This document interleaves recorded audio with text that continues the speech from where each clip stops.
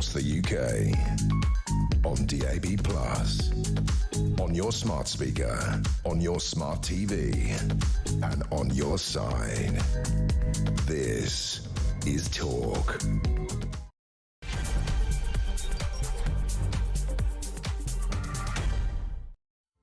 Thank you to Julia. Welcome back to the home of common sense. 3 minutes after 1 o'clock. How are you doing? It's a Wednesday, hump day, middle of the week. Away we go.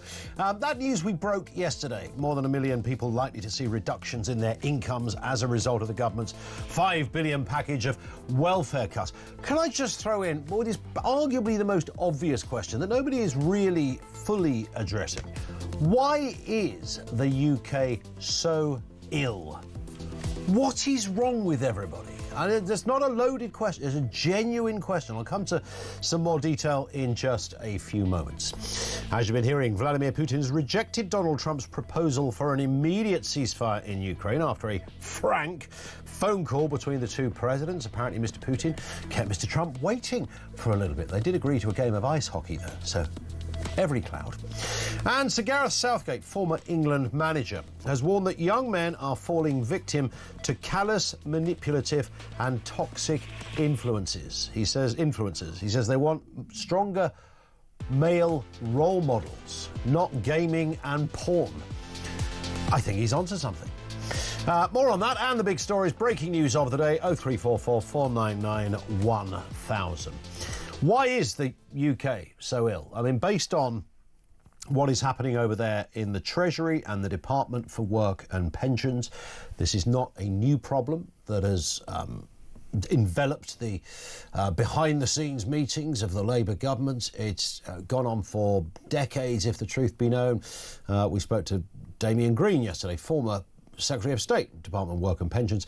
This narrative never disappears. How do we save money? What is wrong? What is going wrong? What has happened? Why are so many people claiming, etc.? The government announced those plans aimed at cutting the growing amount the UK spends on welfare. Now, the truth on that specific point, the truth is likely to be that it'll just get hoovered up elsewhere. As somebody contacted us yesterday and said, if we give £5 billion to Ukraine, then, well, it's just neutralised the whole thing. There is no savings. You could keep looking at so many areas. And then, of course, you have to factor in the obvious that those claiming are increasing, even if they tighten the criteria, whatever they want to do. Everything from PIP to incapacity benefits, work changes, capabilities, all sorts of words and phrases and departments and little areas of benefit claimants was thrown into the air yesterday. For some, nothing will change. I mean, if you are disabled, I don't think anyone with a straight face thinks you shouldn't be getting help for that. That group is not I have to say this every time, about 20 times, because somebody will always contact me and say, well, what about people who are genuinely disabled? I mean, that's a given, right? In a civilized world, that's precisely where most taxpayers are absolutely fine and would encourage that we assist, sometimes more so than we currently do. So for some, nothing changes. For others, though, it is a right royal kicking. And for the most sick and the most vulnerable people in society, that can be this could be a real problem.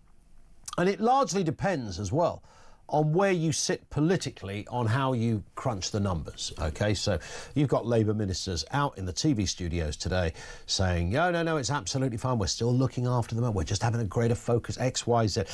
It's not really that bit for the purpose of this conversation that I'm interested in. Either way, it's a £5 billion cut to welfare. You don't need a degree in economics to know that that means there will be losers. There has to be some losers in that. For me, the more pressing question is, how did we get here? How did we get into this situation? And listen to this. 1 in 10 of every working age person in Britain is now claiming at least one type of health or disability benefit. 1 in 10. 1 in 10. Which used to be was there a song, a 1 in 10? Who sang that? It was about unemployment at the time, under Thatcher. Now 1 in 10 of every working age person in Britain is claiming at least one type of health or disability benefit. There are currently 2.8 million people out of work on long-term sickness benefits. 2.8 million people out of work on some kind of long-term sickness benefit. Now, these figures keep kind of cropping up. They crop up so often that you kind of glaze over a little bit on this, a bit like the channel crossings in those boats. We see it every day, and we're aware of the heady numbers and the controversy around it and the lack of political will to do anything about it. That you kind of, 1,000 people broke into your country today. Oh, well, it happens every day. Don't worry, don't worry. We move. And similarly with this, I don't want to leave this alone just for a moment. I want to know what is wrong with these people. I don't ask that as a loaded question. It's not an attack. I genuinely want to know what has happened. We're told it's mental health, but is there something else going on here? Have we got 2.8 million people who've all got a mental health issue? It's gone up 800,000 since the pandemic, if that helps the question. Why is the UK so ill? When you hear a statistic that 1 in 10 of every working age person in Britain is now claiming at least one type of health or disability benefit, you are forced to ask the question, wow, 1 in 10% of every working age people are claiming a health-based benefit? What is wrong with everybody? Seriously, what is wrong? Is this just mental health? Is it something else? I read a stat yesterday that there was an issue around long COVID, around alcohol and drug abuse that fed in to these kind of numbers. More than 500,000, by the way, have never, ever had a job. So the stats just keep on getting worse and worse. 1 in 10 claiming some kind of health or disability. That's the one for me. 1 in 10 is an incredibly powerful statistic that we should dwell on for a bit and go, wow, that's straight. When you look around you, do you sense, look at your own circle of friends or people you know, do you 1 in 10 of all the people you know will be on some kind of health or disability benefit? But there's 2.8 million people on long-term sickness benefits. But it's going to rise, by the way. It's not going downwards, it's going to rise. And 500,000 who have never had a job before. And I can remember growing up in that era when there was mass unemployment, and the debates and the Boys from the Black Stuff was written, the great Bernard Hill, Yossa Hughes' character was created from that, Gets a Job. People, everything was about, the dark days and, finger pointing at Thatcher. We just want to work. We just want to sort of feed our families, sort of work. The miners' strike and everything that sort of fed in to, the wholesome, defiant nature of working class Britain, you might call it. People wanted a job. And here we are. I'm not suggesting, by the way, I'm making no judgment on the 2.8 million. I mean, if we've got 2.8 million people who are genuinely ill, then we have 2.8 million people who are genuinely ill. We can't do anything about that. We can't make people go to work if you're not very well. But what is actually wrong with those people? That's the question. How did the UK get so ill? 0344 499 1000. So my point there was that from those halcyon days, sort of Thatcher, post-Thatcher, we just want to go to work, we just want to feed our families, to having this amount of people. By the way, we've got something like 610,000 vacancies or something crazy like that. And vacancies all over, jobs coming out of our ears, all over the place. And 2.8 million people who are out of work, 500,000 people who have never had a job. Well, these are massive numbers. What has gone wrong? Why are we so ill? 0344 499 1000. Let's get a word on this and the other big stories of the day. Bob Seeley, the former Conservative MP, joins us for this. Afternoon to you, Bob. Hey, and how you doing? Good afternoon to you. Good. Nice to have you with us again. These numbers are massive. There's no doubt about that. And they are, just to make it more disturbing, Bob, they are set to grow. Yeah, no, look, it's dreadful. And if you want an answer on what to do, I think the only way that we're going to be able to deal with this is to put a hard cap on the welfare budget and bring it down over a lifetime of Parliament. And you give the minister a series of choices, ministers a series of choices. They have to prioritise, because at the moment, with almost everything that we've had since the 90s, pushed excessively by human rights legislation, the rights of individuals are coming before the rights collectively of taxpayers in society. Yeah. And at the moment, there just aren't enough of us to pay for all the mass migration that we're dealing with, but also all the people who are on the sick. Yeah, and I think there was a stat the other day that there's a million foreign nationals claiming claiming some kind of benefit. It wasn't necessarily sickness benefit, but nonetheless it was a benefit. It could have just been the top-up universal credit top-up. Motability. I mean, it's an absolute con. And literally, I was never aware of this. Hold my hands up. Didn't even think this was an issue in Parliament. If you'd asked me what Motability was, I would have guessed that it was cars for disabled people. 1 in 5 cars in the UK is now sold on Motability. It has become basically a scam. Do you know how much I was reading today? Do you know how much the bloke who runs Motability earns? $750 million a year. Unbelievable. That's not a bad gig, is it? I mean, it's not. Yeah, I mean, it is the ultimate welfare con, basically, as far as I can see. I don't, like as you say yourself, are there people who need Motability? For sure, but the system has become abused, and at the end of the day, it is the vulnerable people who can be hurt most of all. Because if the money is going to people who don't need it, who are scamming, who are here because effectively they're treating the UK as a global DOS house, then there's going to be much less money for those people who actually need it. And there are people who need it, but on 1 in 4 people disabled in this country? No, I'm sorry. I just think after COVID, we were trying to tighten up the system. We should have gone further, faster. And I just think you had a generational change in attitudes that took place. And I think the only way to deal with it is that we just cap it, DWP budget. It's 315 billion, if I understand correctly.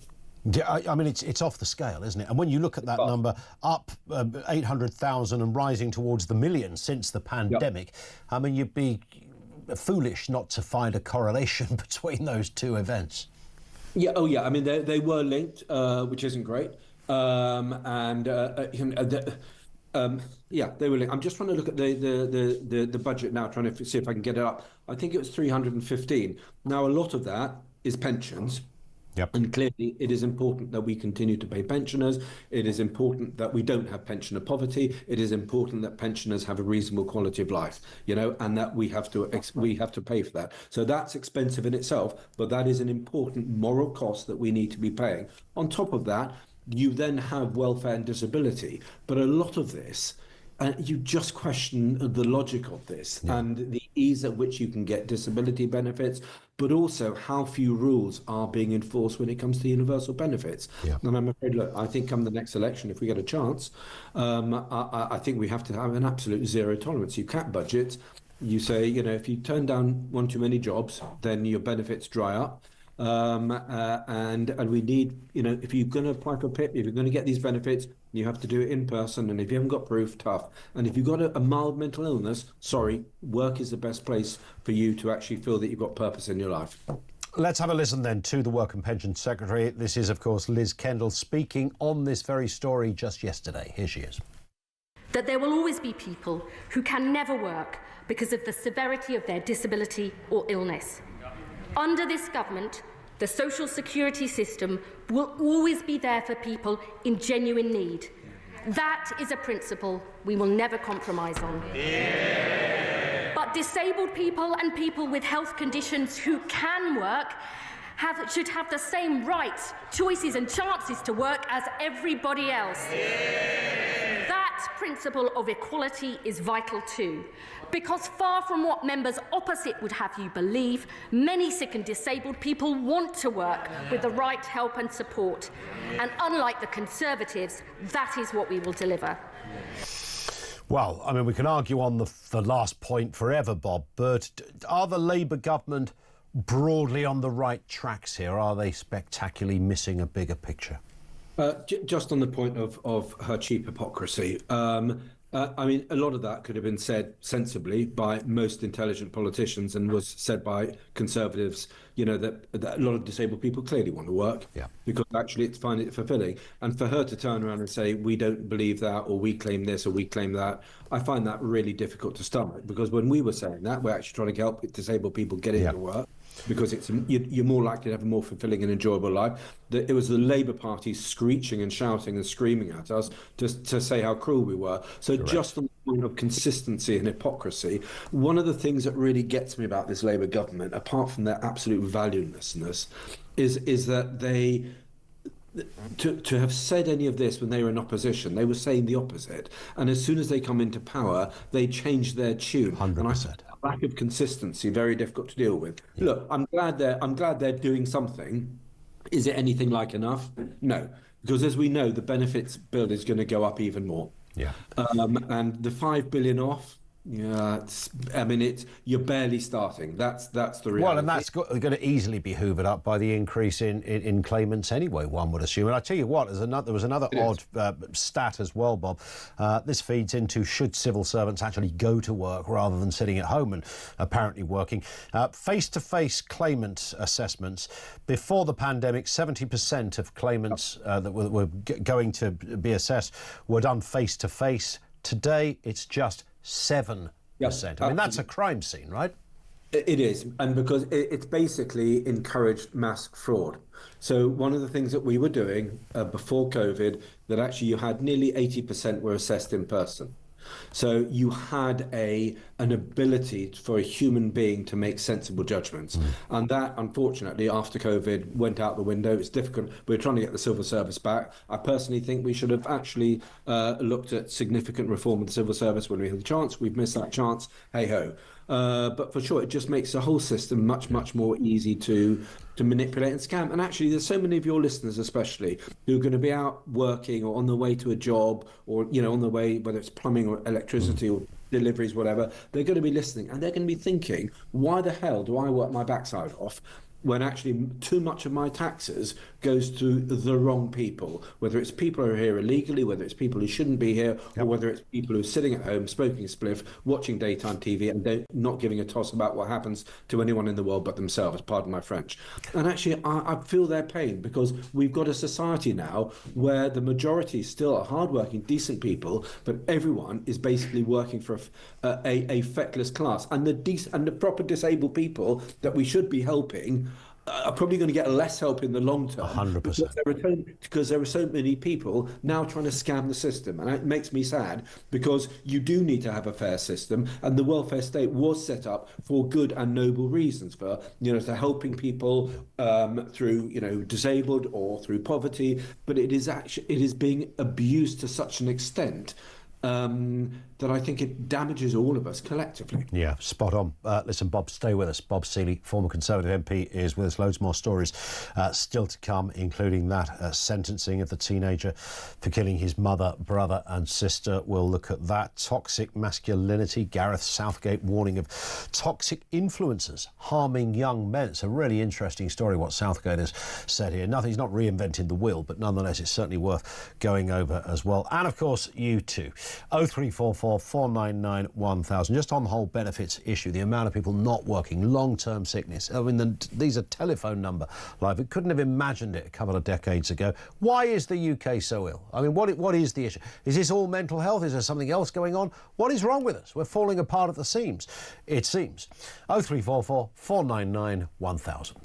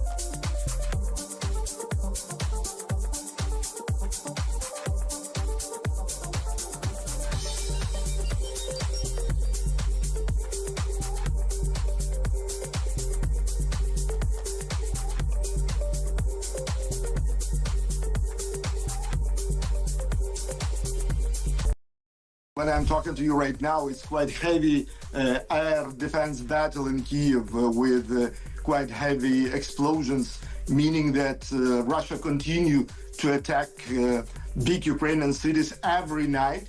It is happening non-stop for many, many, many months. So they are attacking us with kamikaze drones. And to remind you, each Russian kamikaze drones is from 60 to 80 kilograms of explosive materials, and drones like that can destroy a private house easily.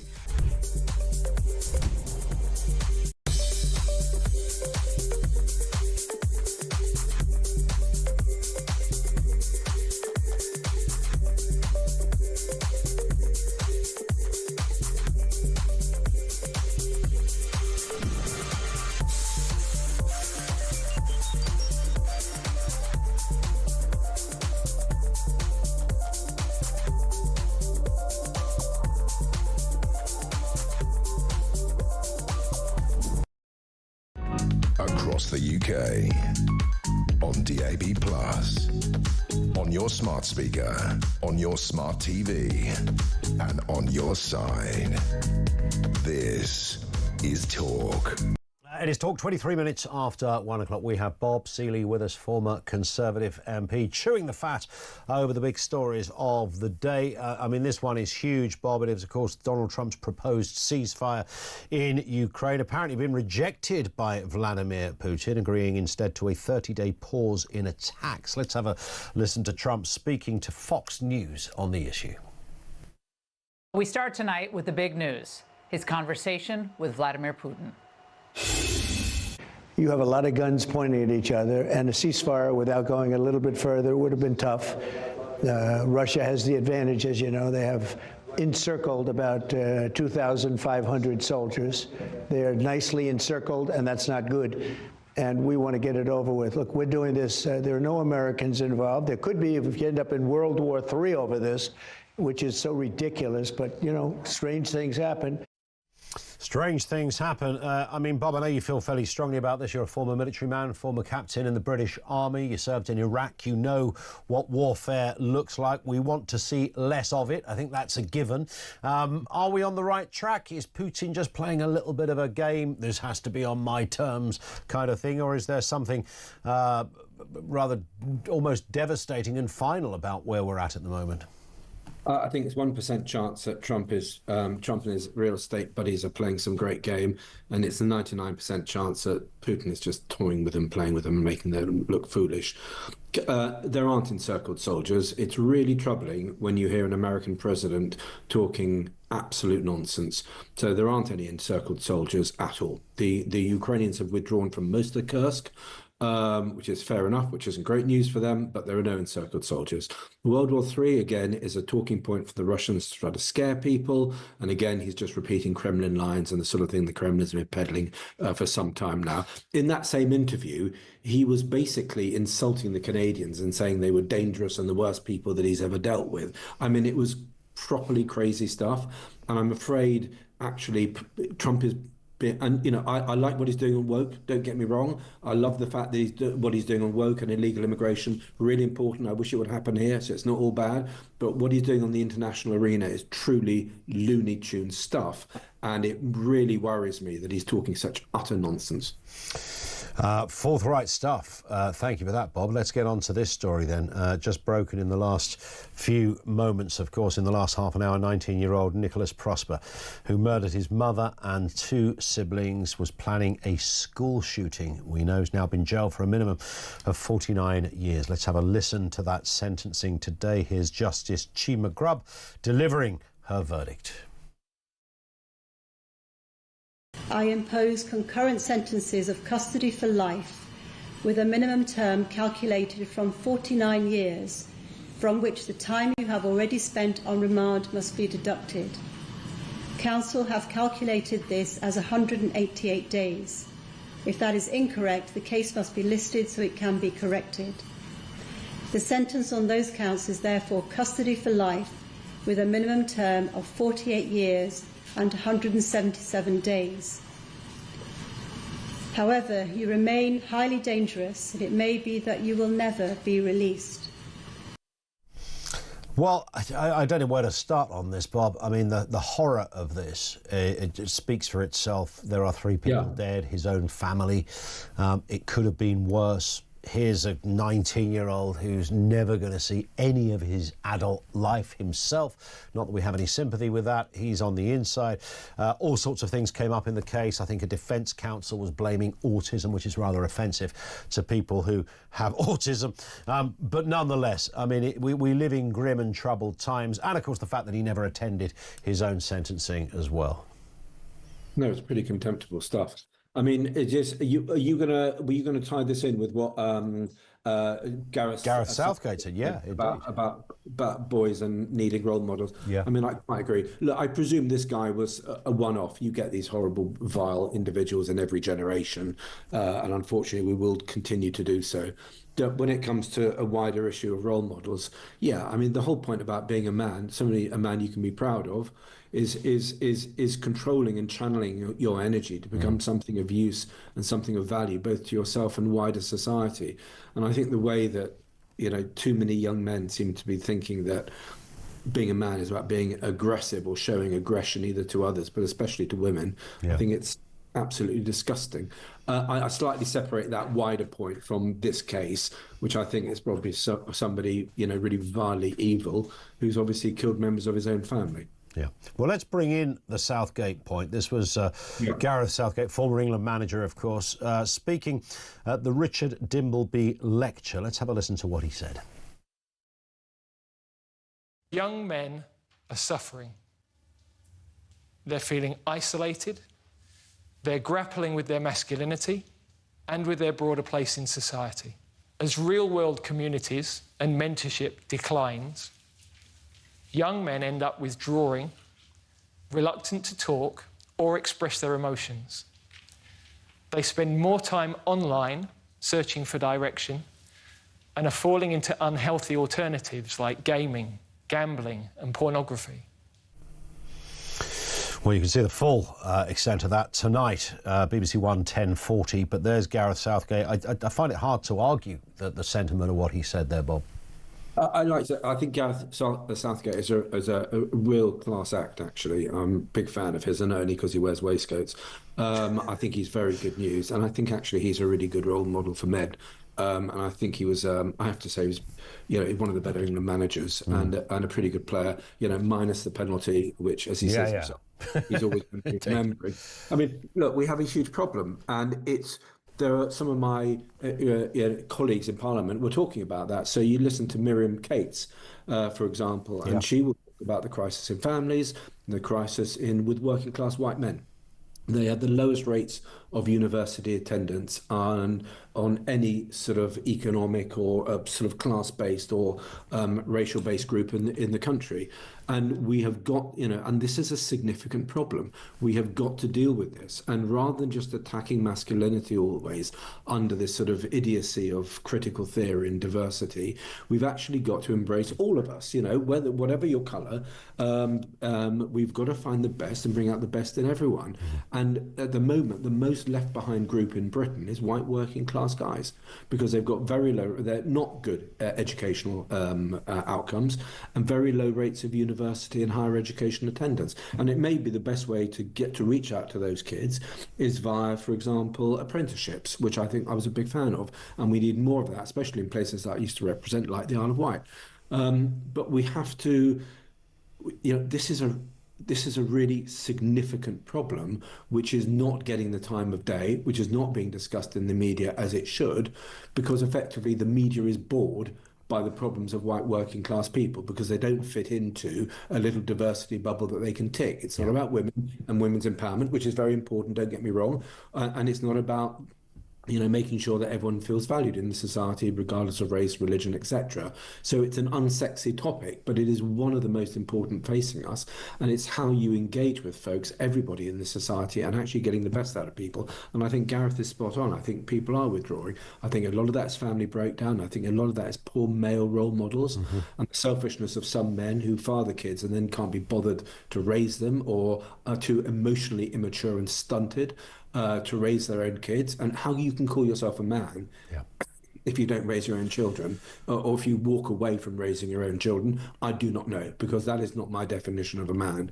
But for sure, we have a crisis in this, and it's something that we're not talking about enough. 100%. Bob, great words, Bob. Thank you as well, particularly for that last moment there. Bob Seeley, he is the former Conservative MP on the Isle of Wight. Thank you to him.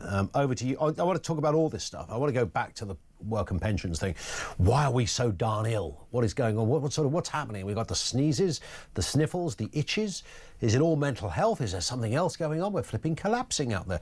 But the male role model thing, I think the Southgate thing is really interesting. And if you've got young kids, as I have, it's fat and two boys. It is interesting to see and wonder where their influences, other than the paternal and maternal ones, will come from. They love being online. They like Netflix. Of course, they try and sneak in a bit of YouTube when they can. The little one will watch YouTube Kids. That's full of Bluey and programs like that. But generally speaking, we know there's a pretty grim, very dark zone to the online world, and it takes nothing for kids to drop down into it at a way too young age. I think we can all agree on that. And male role models, I mean, that is crucial, surely. 0344 499 1000. Lines are open. This is Talk.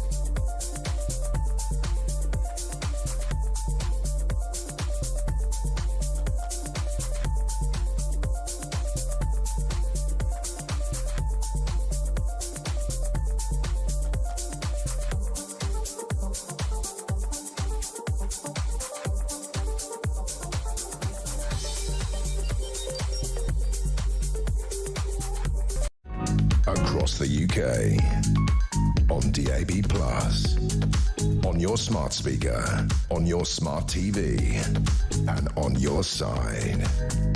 This is Talk. It is Talk, 25 to 2. We'll go to your calls shortly on the big issues of the day, of course, and that question of why is the UK... Why is the UK ill? It's a bizarre question. When I first started doing this job, we would always look for imaginative ways. This is years ago. Imaginative ways and different ways to ask questions and what they call how to get into a subject. You know, the best line in.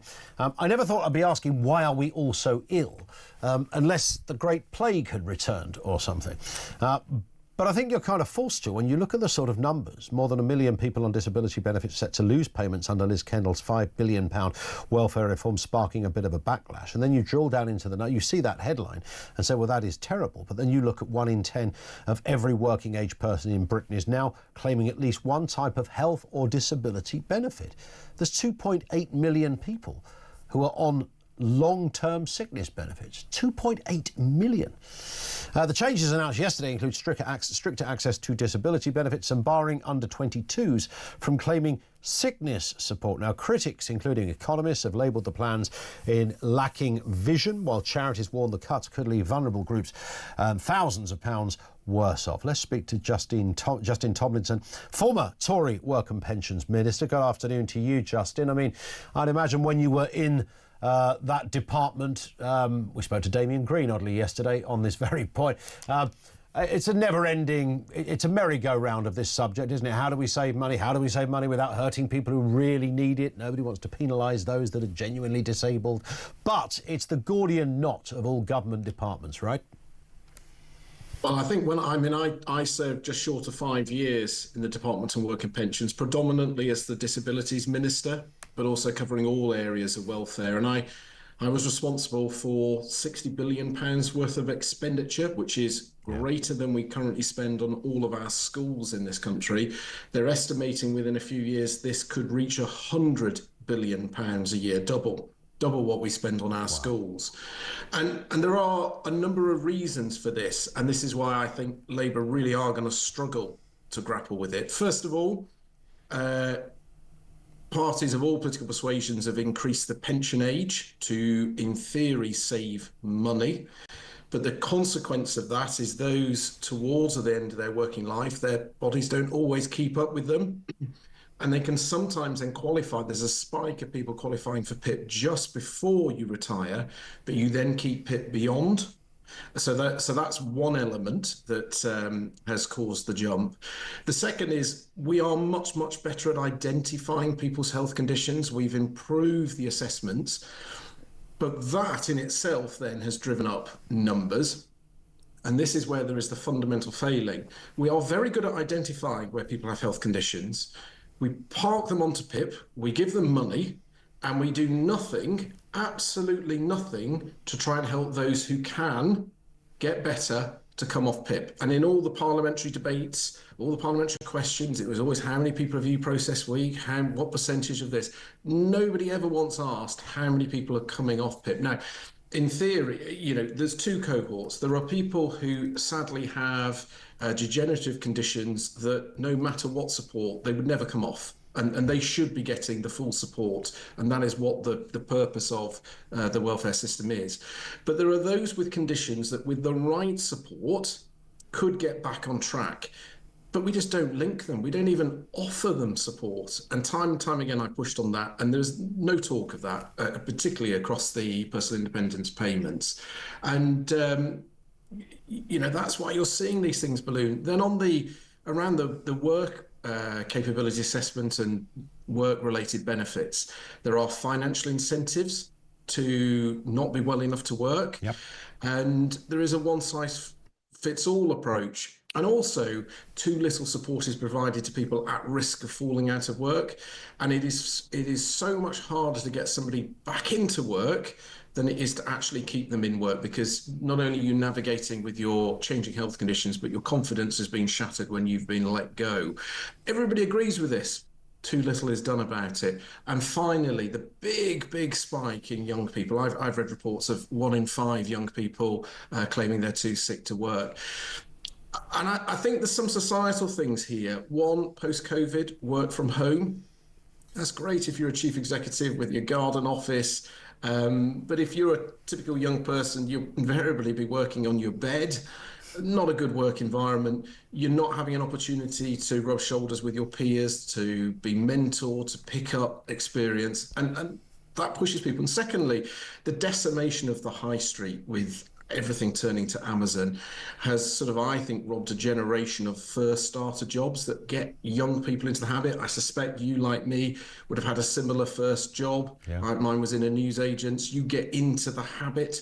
And I think now that is sadly lacking. And we can do some to address that through improving work experience and mentoring opportunities through the school system. But there's a whole menu. And Labour are saying they want to do something, but believe me, every single debate we ever had on this, every single parliamentary question, they opposed any type of reform in this area. And of course, when it was the Tories doing it, it was an act of evil. It wasn't pragmatic, or it wasn't done with, apparently any level of in-depth wisdom or insight. This was just because you're a Conservative, therefore you hate poor people, particularly poor disabled people. I mean, that stereotype was shouted loudly by people who now currently serve in very prominent positions on the Labour front bench. Now, when the Labour Party do it, it's an inevitability, apparently. It's prudence.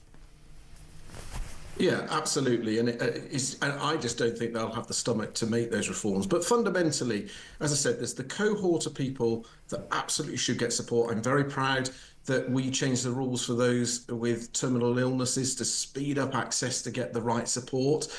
Those are the sorts of improvements there should be universal support for. But there are too many people who just fall into this system who shouldn't be in this system because the one size fits all just incentivizes that. Yeah. If you're long-term unemployed, the country will spend something in the region of £5,000 trying to help you get back into work. But that could be 1 or 2 hours a week over a 12, 18-month period. And if you go back, there was a wonderful TV programme, the Yorkshire Job Centre, and it looked at people who were desperately trying to get into work, but for a variety of reasons, invariably chaotic lifestyles at home, not necessarily their fault, just the nature of the households that they lived in. They would go in with good intentions, they'd promise to do something, come back a week later having done nothing, and this just looped week after week. You should move that £5,000 into a 2 to 3 week intensive period where I will literally drive you to the interview. Once you've passed your interview, I will pick you up and take you to work. And once you're into that habit after a couple of weeks, you'll be on your own 2 feet, and you can then start to benefit from having your own career and standing on your own feet. Because everybody acknowledges where you can work, it is good for you. It's not just good for society and good for the taxpayers, it's good for you as an individual. 100%. And not enough is done on this. We need the decision makers to go into the job centres. We need the decision makers to sit in where they're doing the assessments to see firsthand the challenges and the opportunities. And if you work with the stakeholders, the charities, the organisations with huge amounts of knowledge and allow for bespoke support, not one size fits all, that will be the way to get those costs under control. Yeah, and we were looking at those numbers, Justin, and asking the question, why is the UK so ill? 2.8 million people out of work on long-term sickness, and the number of young people disproportionate, very disturbing. 1 in 10 of every working age person in Britain now claiming at least one type of health or disability benefit. And I was wondering, obviously mental health is, a big issue here. Is there something else? Is there a sort of an underpinning of moroseness or sort of helplessness, to be generous, that is sort of permeating its way around the place? You mentioned high streets, and I don't know, COVID lockdown might have played a part as well, whatever, because numbers have increased since then. Is there just a sense that, people are more aware, or, being more diligent in how they analyse their position, going deeply into it? I've set out there's no one single factor, and I've set out the variety of things, whether that's those close to retirement age, a huge increase in the number of young people with mental health conditions. Now, I'm not a medical expert, and I can't say to you definitively whether every one of that is absolutely spot on or isn't. But I do think there are factors that come into play, that lack of those first jobs that get you into the habit, the lack of work experience, the lack of mentoring, working from home, putting people off. There's all those sorts of factors. And the fact that whilst it's great that we are better at identifying people who should be getting support, it stops at giving money and doesn't provide support for people. And I remember we as a government were spending somewhere in the region of £11.2 billion a year on mental health support. There were wonderful pilots and schemes all over the country, and I'd go and visit some of these, and I'd say, well, what's your challenge? And say, we can't find enough people to fill our pilots, to fill our schemes.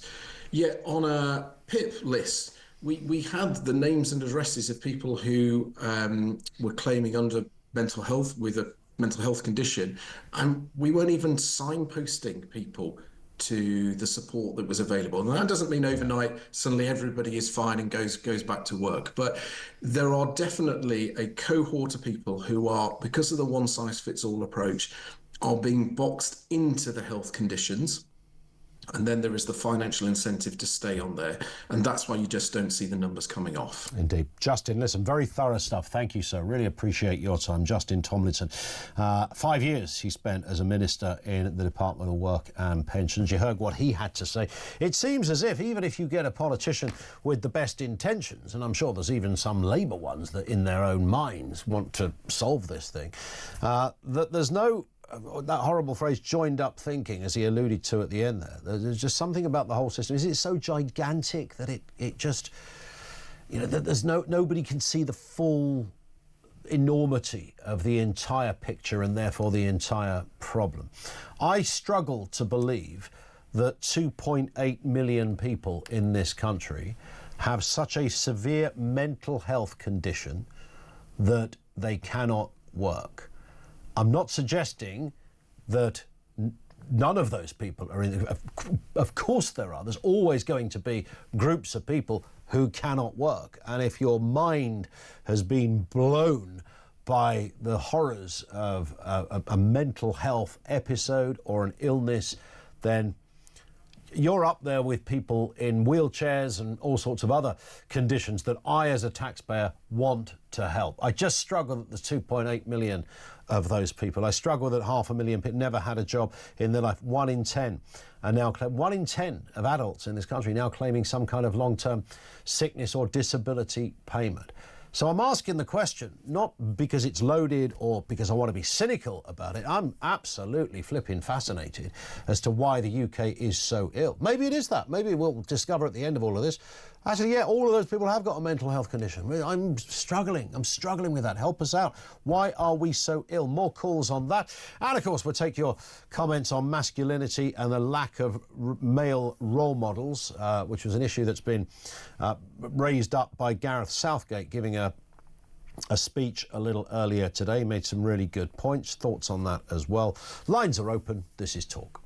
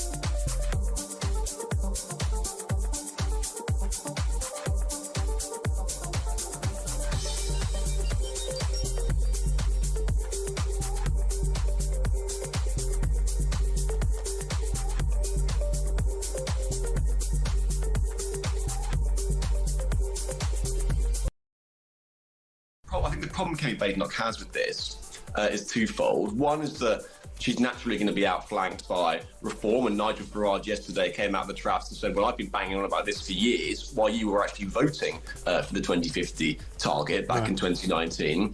But then also the point that you made to Esther McVeigh earlier, which is that many people in her party still are really signed up to all of this stuff.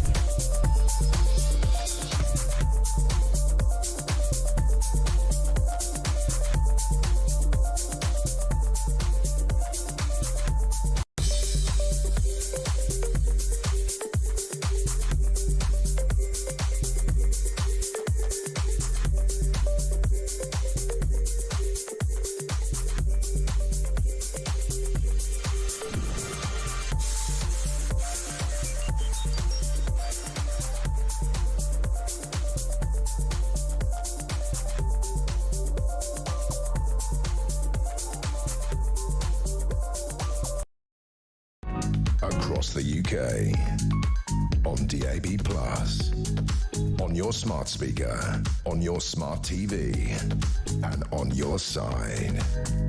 This is Talk. One here, no name given, says, my late single mother worked every night in a factory just to pay the rent. I was an only child and on my own all the time. Man alive. I was cooking food at 8 or 9 years old. I succumbed to all sorts of abuse, not having a parent around. Maybe she should have claimed benefits, so I wouldn't need to now. That's a really interesting set of circumstances, because fair play to your dear old mum, who was clearly doing her best, but then you leave your child in order to do it. I mean, that must have been a horrible dynamic to find yourself in.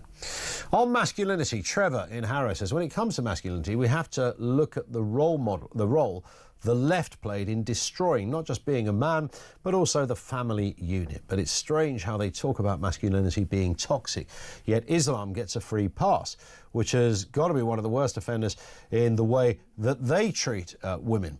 In fact, not only did they give it a free pass, they fully embrace it. You couldn't find a stranger pair of bedfellows. Yeah, I mean, I'm bound to say, and not just to be touchy-feely about this, I mean, I think there are elements of Islam that clearly wouldn't see women in the way that I think Trevor is articulating, which he's not incorrect about, by the way. But we know that if you look at a lot of Islamic regimes, I mean, the Mecca of Islam is, well, Mecca. Go down there and check out the women's rights. If you fancy having a little look about what's going on, you're absolutely spot on. I do find that strange. But we saw it with Jess Phillips when she was getting hounded on her campaign by a load of Muslim men, and she just couldn't bring herself to. There's something about the left. They're such a curious, weird bunch of people in this respect. And the point is, even mates of mine that are on they don't see that. They genuinely don't see that. They don't see it no more than a mad old racist believes they're a mad old racist. It's kind of the same.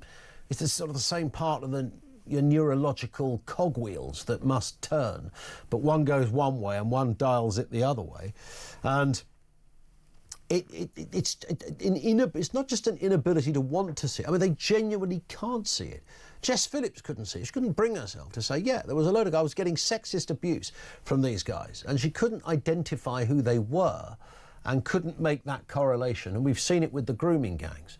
The silence of the left on the grooming gangs is breathtaking, because they think if they do say something, then somehow they're going to be accused of being like mad racists or Islamophobes, I think is the phrase you're meant to use.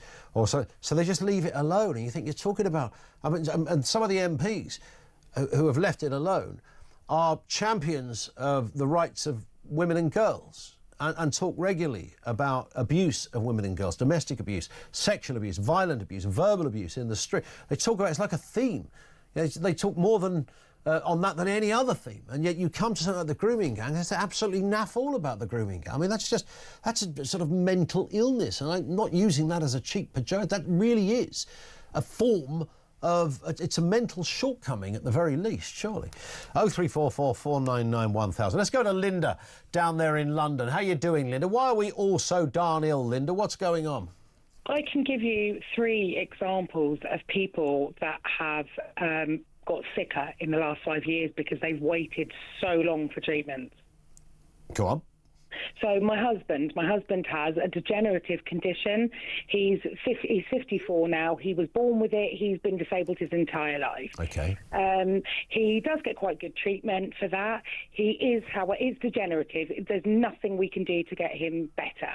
However, he was having physio once a week and hydrotherapy, which was helping to keep his mobility. He did receive the lower rate of mobility for PIP.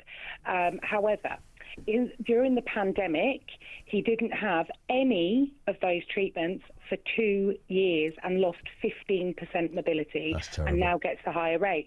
So that's just one example. My niece has a neurological condition, which she was diagnosed with when she was about 10. She's now in her mid-20s. She has physical and verbal Tourette's and ticking disorder. She's been waiting 5 years for treatments.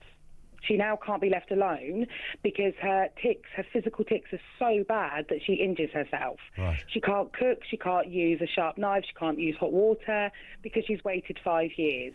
Another friend, her daughter has actually been diagnosed with the same condition as my husband. She's been going to the doctors for 7 years. They were telling her there was nothing wrong with her. She was progressively getting worse and worse and worse. They said, you're too young, go away, it's anxiety. If she'd started on the treatments, which my husband also has, which are biologics, which are game-changing. My husband wouldn't be alive without them. She may well not now be a wheelchair user. That's extraordinary. So there's I'm going to use that horrible phrase again, there's a lack of sort of joined-up thinking here. There's an inability to take things further when, you know, a more thorough medical examination on all the cases that you've just raised. And the one with your husband, by the way, during lockdown was shocking. I mean, whoever thought you're going to make a nation healthier by closing down health services should be in jail, frankly, but that's another story, I suppose. But the other stuff you refer to there, I mean, doctors and maybe the system not recognising it. Doctors take it to a certain level, but they don't go any further. Absolutely, and I am going to say something actually. Wes Streeting the other day, when he said that mental health conditions are overdiagnosed, at first I was quite outraged by that, but actually then I thought about it, and I thought, well, actually, my friend's daughter and my niece were both told that actually it's a mental health condition, you've got anxiety, this isn't anything physical. Turns out it actually was.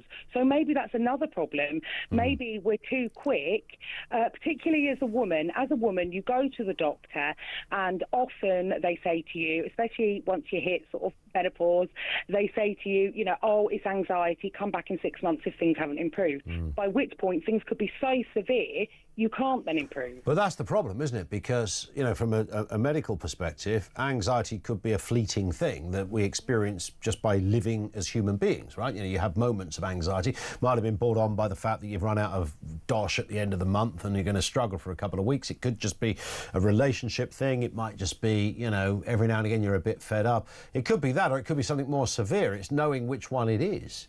Are we over-diagnosing those that are just having a bit of a blip, shall we say? Well, the other thing is, when people do have a bit of a blip, they might go to the doctor, they might contact a local mental health service, but they're waiting 2 to 5 years. So, of course, if we keep neglecting people's physical and mental health, they're going to get sicker. It's not rocket science. And I do wonder, though, if you diagnosed everyone, then you'd have a bigger problem on your hands, because we might discover that the amount of people that are actually not well, mentally speaking, is double what it currently is, in which case the government's in for a right rough ride. Listen, you've been brilliant. Linda, thank you very much indeed for that. Wendy says, have you watched the series everyone is talking about called Adolescence with Stephen Graham? It links into everything Gareth Southgate was saying, compelling emotional viewing. Wendy, yes, I've watched the first episode, half of the second one. I had to go to bed last night, so I'm going to watch the rest tonight. And there was a moment in that first episode, the sort of pivotal moment towards the end, I won't spoil it, that almost did me in as a father. You probably know which bit I'm talking about. News at 2 coming next, after which we're back with more comment from you.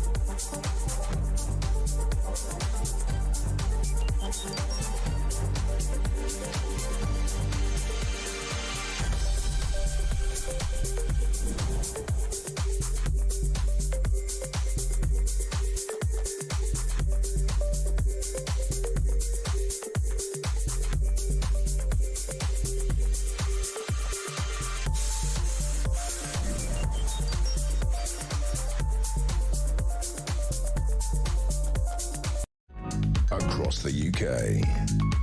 On DAB+, on your smart speaker, on your smart TV, and on your side. This is Talk.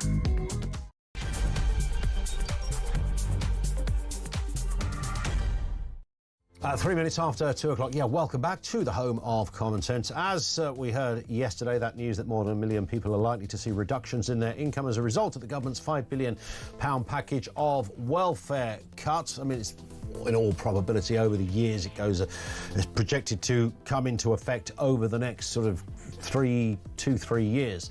Other factors will probably neutralise any payments anyway, but some say it's a start. The question we're asking here is, why is the UK so darn ill?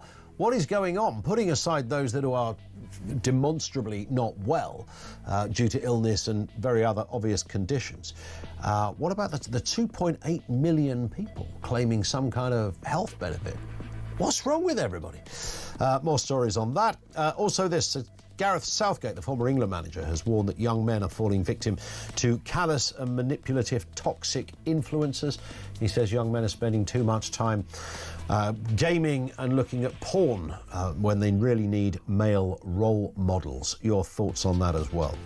And the US government has released the final batch of documents on President John F. Kennedy's assassination following Donald Trump's executive order, with the case still fueling conspiracy theories over 60 years later. We're going to be speaking to one radio colleague over there at Virgin who knows a thing or two about this, who's going to join us in about half an hour, because the theories go on and on and on. Everything you need to know, all the breaking news right here on Talk. 0344 499 1000. Kevin Schofield is with us, political editor at the HuffPost. Kev, you were there in Dallas on that day, of course, covering this live. I'll never go over it. He's never been the same again. If whenever someone says, "Where were you?"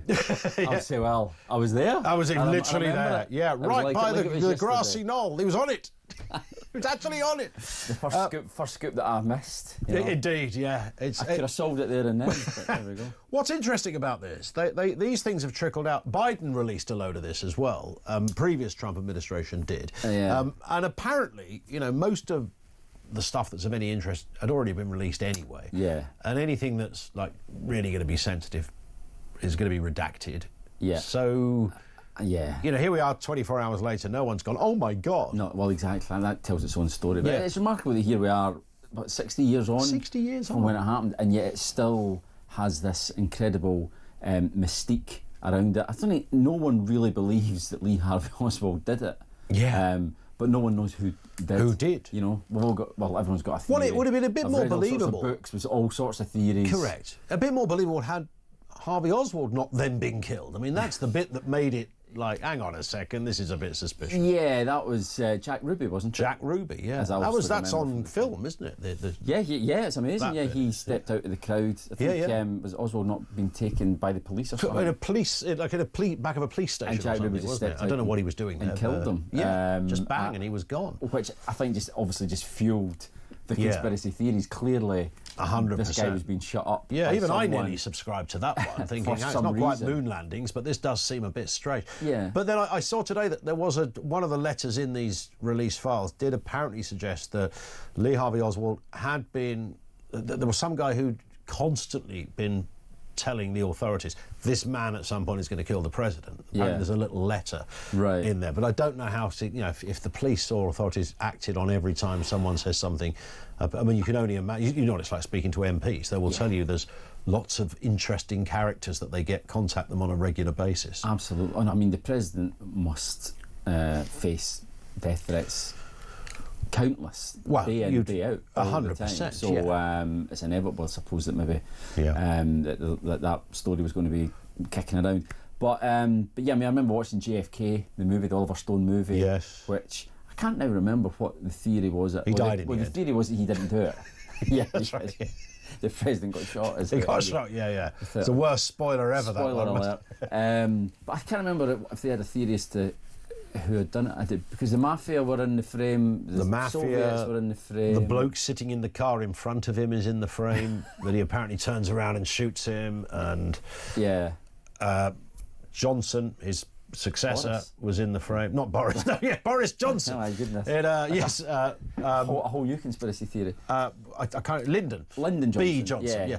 Yeah. He was in the frame because apparently he'd already been. I read this today. He'd already been told that he won't be selected running mate for the next election. Correct. Right, okay. So well, there you go. He had the hump, but I mean, there's such a thing as having the hump and blowing somebody's head off. And there was the Warren Commission, wasn't there, at the time? The Warren Commission, but that was it, the JFK movie, the theory was the Warren Commission was just a load of rubbish, which came up with a phony thesis as to what had actually Indeed. happened. I don't think we'll ever know for sure, though. No, it is bizarre, unless it's just the fact that Lee Harvey Oswald shot him. Maybe he did, but it was some shot. I mean, that really was. So, I'm not saying this in a cheap way, because clearly it was a murder, but that is some shot. A remarkable shot from where he was in the book depository, wasn't it? I think so, yes. But you can luck in with a gun sometimes. But, yeah, it's a hell of a... You know that from your hunting days, when the... Yeah, that's why I had to stop. Exactly. It was just too good. Yes, no bison was safe in the Highlands. No challenge anymore. Exactly. Let's go to PMQs, back to domestic politics. Obviously, a lot of comment on welfare cuts as well. That continued.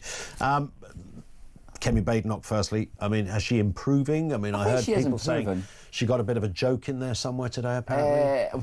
Well, I mean, it's I all always relative feel a bit again. uncomfortable when somebody says a politician told a joke. Yeah, they should try and avoid it really at all costs. But no, she didn't actually ask about welfare reform. She was asking about the spring statement next week, which is how obviously the Tories are going to be describing it between now and then as an emergency budget, which is obviously the last thing that the government will ever describe it as. They say, no, dead straightforward spring statement, no big deal. But I think it'll be a bigger thing than Rachel Reeves had initially anticipated, basically because she's got no money left and they've got to try and raise funds somehow. So anyway, she didn't really get anywhere with her questions to Keir Starmer, but there was no knockout punch. But she is definitely improving. I think she seems a bit more relaxed. The first few, you could tell she was absolutely terrified, and it showed in her performances. Whereas now I think she seems to have got into a stride a bit. Still, Starmer's reasonably comfortable, but there's none of the embarrassing gaffes and moments. I mean, I guess she's obviously got the added problem that she was intrinsically linked to the last government. So right now there's so much that he can just bat it back and go, hang on a second, we inherited this from you, or you supported this or whatever. Yeah. So she's got a little while to go before she can. Play a kind of maybe a different kind of card. Well, people's memories are still very fresh. That they'd completely fallen out of love with the Conservative government.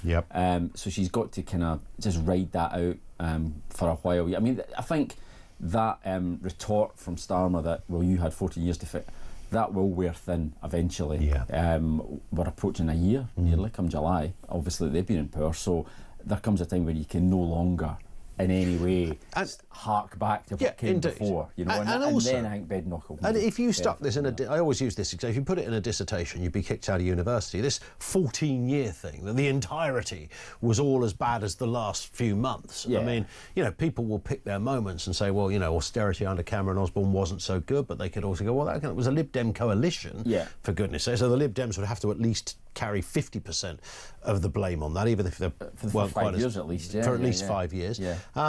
There were periods where things were looking kind of all right, and nobody ever talked about the 14 years or 6 years as what it was then. It's sort of become a thing now, as if we were dead for 14 years.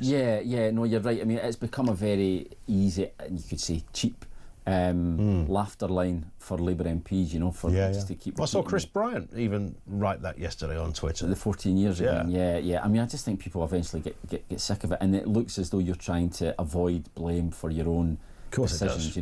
I mean, Starmer tries to take the credit for the few good things that have happened since July, interest rates coming down, inflation not being as bad as it was under the Tories, but eventually folk are going to say, right, enough of this. I don't feel any better off. I don't feel like things have got that much better under Labour. What are you going to do about it? Did Reform get a question in today? No, there was no Reform question today, which is unfortunate because Nigel Farage, it's usually him, although Richard... Oh, no, Lee Anderson did. Lee Anderson did, didn't he? Yes, he did. Forget. In fact, it was quite a funny question. In fact, it was a bit of a trolly question, because he got up and said, I always try to ask reasonable questions. Yeah. And everyone laughed at that point, because obviously that's not entirely true. But he goes, all I ask for is reasonable answers in response. And he asked about if net zero happened tomorrow, would it make a difference to cooling the planet? Yeah. Which, I guess if you've been honest, the answer would be, well, no. Because it's going to take a very long time, if indeed it ever will get cooler. So yeah, there was a Lee Anderson moment, but it's not quite as effective as when Nigel Farage, he's a real kind of pantomime villain in the House of Commons, and he gets it, and he laps it up. He loves it. Yeah, 100%. The abuse that he gets, and he normally comes away with a very good question or a good soundbite. Stammer slags him off, and he just sits there laughing, and he just, it's job done as far as totally. And then he goes and has a pint. Absolutely, he's done his job. If voters in Clacton see that, and Nigel's there, he's asking the Prime Minister. Happy days. Can you still have a cigarette on the balcony? Yeah. Because it's outdoors. Yeah, outdoors. You can't indoors, obviously. Because you used to have one. You used to be able to have a cigarette under Big Ben, oddly. Yeah, on the terrace. No, just at the very base of the Big Ben, just before you go into Portcullis House from the main building. There's a little right turn, and you're into. Oh yeah, there's a little. So outside the window of the opposition office, I think it is. Yeah, I don't see why not, because you're outdoors. I've never seen. Well, if you can, Nigel Farage will. Oh, me and Nigel Nelson could do a packet of Marlboro in about half an hour there. It was brilliant. So these welfare cuts, of course, it divides the room. I was saying earlier, one of the problems they've got, it goes over the course of 3 or 4 years, this implementation, by which time, look, if you don't do anything, then it just goes up anyway, but it's likely to be neutralised. Somebody said to us yesterday, if you give £5 billion to Ukraine, then you've completely wiped out whatever savings you've made. I mean, I know you can play that game all day long, but there's some truth in that. Many Conservatives, we had Bob Seeley on with us a little earlier, the former Tory MP, very passionate about it. We had a former DWP minister on as well, and, both tend to agree. Perhaps it either doesn't go far enough, or they're attacking the wrong bit here. Yeah, because, we're told the point of the reforms is to stop people being trapped in the benefit system. So there are people there who aren't incentivised to get back to work or helped to get back to work. They're just forgotten about, effectively. Fine, so you can reform that, absolutely, get people back. Because a lot of these people do want to work, but for whatever reason, they just can't seem to kind of get out of this trap that they find themselves in.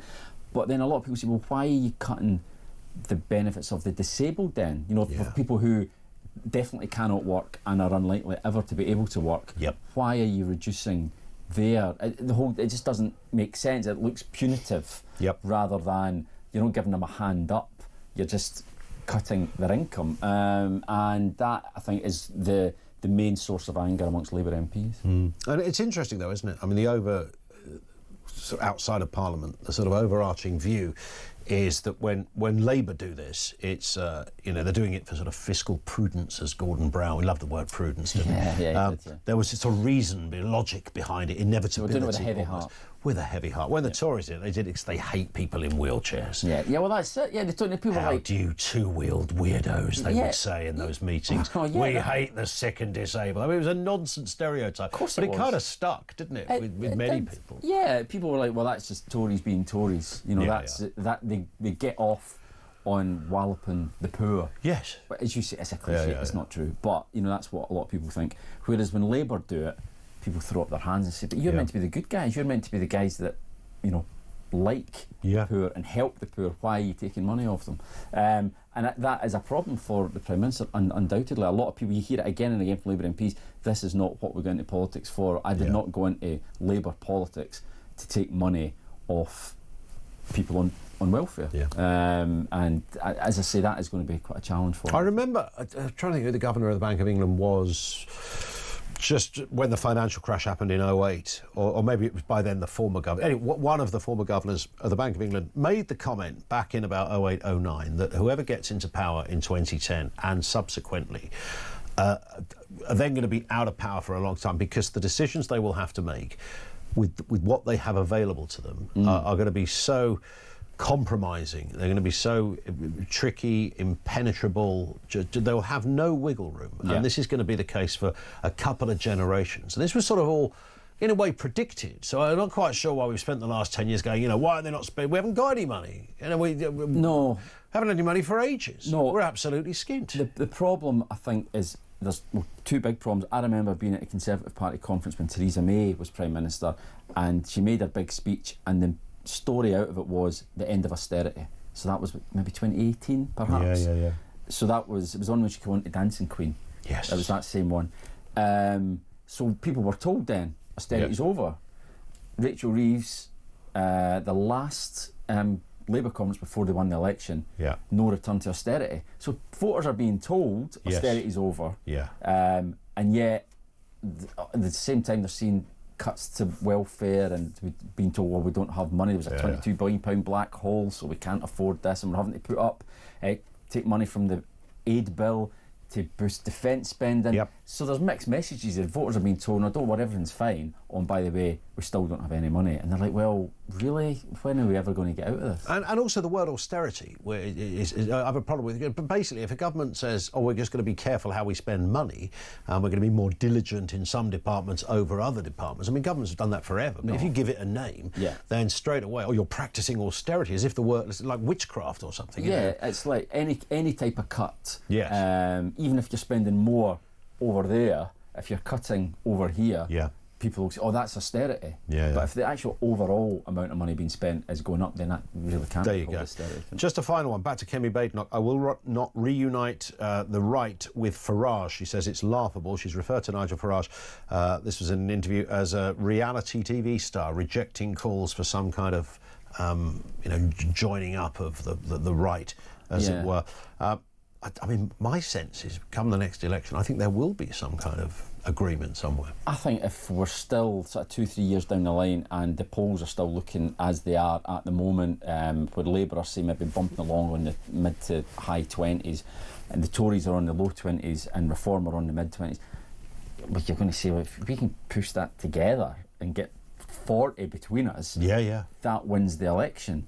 The question now is 100%. How does that look? You know, is Farage really going to stand aside and let Kemi Badenoch be the front woman, or Robert Jenrick it may well be by that point? That's very true. But I'd be surprised if there wasn't some sort of accommodation. Absolutely, because I mean, not everybody likes Nigel Farage, of course. I mean, there are many Tories, the sort of One Nation Tories, that would be appalled, would probably leave the Tory party if they thought that Nigel Farage was going to be their leader. Absolutely. So it's not, although we can be in a bit of an echo chamber here when you hear lots of supportive voices of reform or that kind of politics.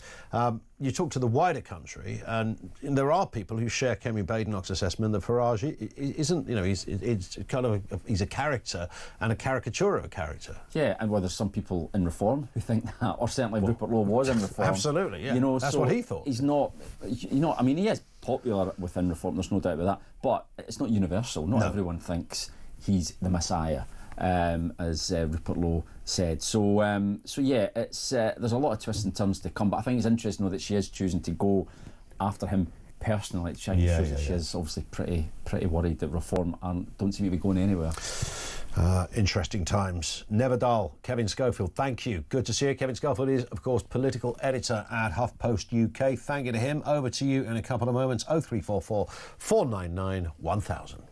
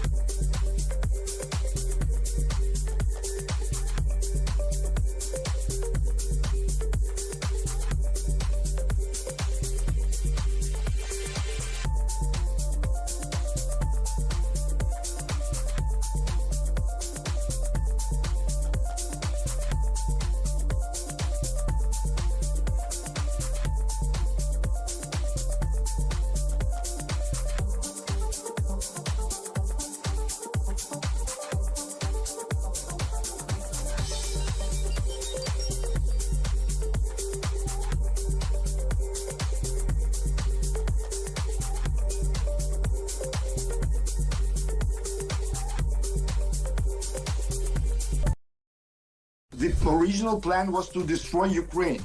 But after more than 3 years, Ukraine is still alive, and not just alive. Putin can do nothing with us, nothing at all. He lost almost 800,000 people killed and injured in Ukraine. He lost not less than 60-70% of all Soviet military warehouses, which was the main military power of Russian Federation. And after all these losses, definitely he's trying to push harder and harder because he sees the weaknesses of the West.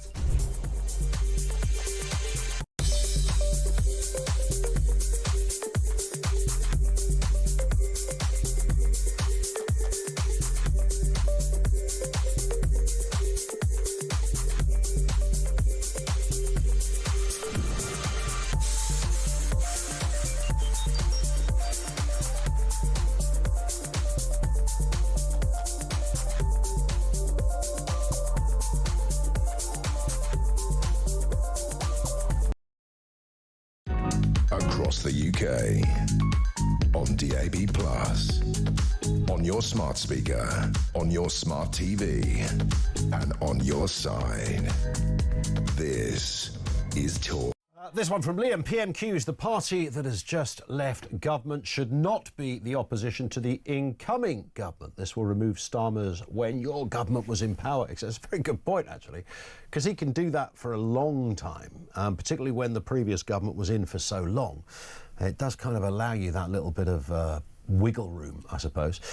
Andy in Woolwich says, morning, Ian. I was diagnosed eventually with manic depression and anxiety in September 1985. I was just 23, well before it was particularly recognised. I've worked every day of my life. In April 2021, I was diagnosed with locally advanced prostate cancer, went into remission 6 weeks ago, thankfully. Well, thank goodness for that as well, Andy.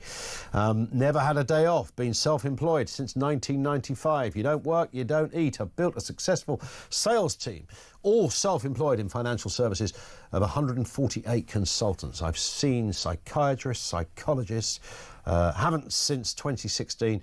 I have since 2016 took 20 milligrams of citalopram, that's it.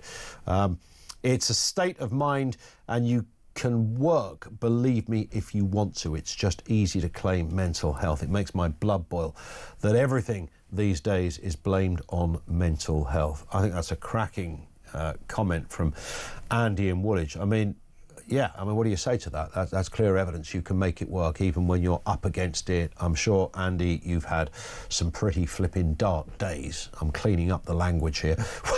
When you're dealing with all of that, I've got friends who have been diagnosed with manic depression, and you know it, some days great, some days not so great, and it's challenging. And then throw in a bit of prostate cancer on top of it. But being in remission, hey, happy days, Andy. I know it's a battle still, but good luck, mate, and thank you for that. And this one comes in from Martin. Admirable stance by Southgate, but totally at odds with his former stance as chief arbiter of woke. Remember taking the knee. Promoting masculinity is a direct contradiction to the social justice movement he was once on board with. He needs to come out and admit he made a mistake before pursuing this new direction, says Martin. Do you know what? I was trying to think earlier. It's fascinating. You've completely cleared up, Martin, what I was trying... When Southgate was saying this, something in my lizard brain went, hang on, didn't he once say something else? And I couldn't remember what it was. And I was thinking of the other... who's the other footballer who often comes out with, ludicrous sort of bizarre left-wingy statements? And I thought, maybe I've got it wrong, but it was exactly that. Yeah, he was very big on, got to take the knee, got to do it for the, for the equality and all the rest of it. And I thought that was, bringing that into football to that level when football's had brilliant anti-racism campaigns, kick it out, the red card, all of that, game-changing. And, getting on the flipping knee, it was always a weird, kind of highly choreographed, subservient statement of absolute flipping nonsense. It should have, almost to the point, if I wasn't such a libertarian, I'd say it should have been illegal. But hey, it's free speech, I get it. And we can judge those who do it. Daniel in Shropshire. This is Back on Benefits. Daniel, what have you got for us? Afternoon. Yeah, will I deal with people's benefits all the time is one of the many things I do with my job. Say that again, Daniel. You deal with what? Sorry, your line cuts out a bit there. I deal with people's benefits all the time is one of the many things in my job. And the majority of people I see are young people aged between 18 and about 26. Yep. And the problem is many of them are out of work on benefits who actively want to go to work, are applying for work, but it says there's something massively wrong with the system. And you've got people we're being told that there's millions of job vacancies, yet I've got way too many clients who are applying for 50 jobs, 100 jobs, 200. The current record I've got is somebody who's applied for 356 jobs without so much as an interview. That's extraordinary. I mean, what is? You'd think statistically that would be impossible, but clearly not. Oh, this is the thing. It is a trend among millennials and Gen Z that they're applying for hundreds of jobs and just are not getting interviews, and many of them aren't even getting responses. Why do you think that is? I know there's no one answer, but have we just got a generation of people that aren't attractive to employers? There's three reasons. One, AI, two, DEI, and three, mass immigration. So AI, when people are applying for jobs, they're on Indeed or Total Jobs, their job applications aren't going to an employer. They're filtered through AI, which picks out keywords and buzzwords, and those words are like white and male. And if those words aren't in your CV, your application's automatically deleted. That's extraordinary. Then the second part with AI is a lot of companies now are now doing, instead of doing interviews face-to-face, they're now using AI to conduct interviews. So you'll receive an email saying you have an interview at this time, and it'll be in like a sort of a live chat room where you'll get a message that'll ask you a question and you type a response back, and it's AI who's interviewing you. Oh, for God's sake. A lot of companies are doing that now, so that's the first point. I thought, just on that point, Daniel, I thought CVs and the like, or applications, were meant to be kind of blind now, to the point that you might not even have to put your name on it. I mean, you can do that, but like I say, the system on these websites like Total Jobs and Indeed, they say the AI it'll pick out keywords and it will filter through 1,000 CVs, and if there isn't a certain amount of keywords or buzz phrases in there, it automatically gets deleted. Wow. And do they fess up to that on their websites and say this is how we first process you? They don't do that at all. Second thing is DEI. The amount of young, especially young white men that I have come to say, I wanted to apply for this job, that they can even be qualified for. I've got people who have GCSEs all the way up to degrees who have shown me job applications where it says at the bottom, ethnic minority, religious minority, or LGBTQ plus applicants only. Wow. And then the third part is mass immigration, especially legal immigration, because, and again, I actually spoke to you before about this with, I don't remember, I called you up my missus who was struggling with her job because they were employing visa migrants on lower wages over British workers. Yeah. That is the other factor. So we've lost that. I think the biggest one is the human element of applying for jobs has been completely decimated. It's that to me, bizarrely, I mean, as horrendous as that is, Daniel, it doesn't actually surprise me. I think what you've said kind of almost solves the problem of trying to answer the question.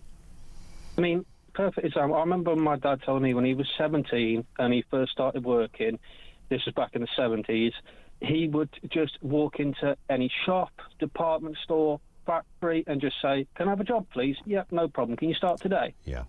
As simple as that. Now, you could even use back in the day, you could get a job as a nurse doing that. You could say, I want to train. Can I come and work at this hospital? Go, got some vacancies. See how you do. On you come. Grab a bedpan. And it's just beyond young people are applying for hundreds of jobs and getting nowhere. And we need to remove. I think companies should be banned from using AI for a start. Yep. I think that people should be employers should be encouraged. Because if you take your CV to a shop or a department store now, they'll say, nope, sorry, you've got to apply online. Yeah, you've got to do it through the central office or something like that. Curious. Listen, Daniel, I have to run for no other reason than we hit the clock, but thank you. That raises another interesting component to this debate. 0344 499 1000. We'll do more on toxic masculinity and JFK. What have we learned from the release of these new files that Trump has signed that order so that we can all see the rest of this suspicious, apparently untold story? Details coming next. This is Talk.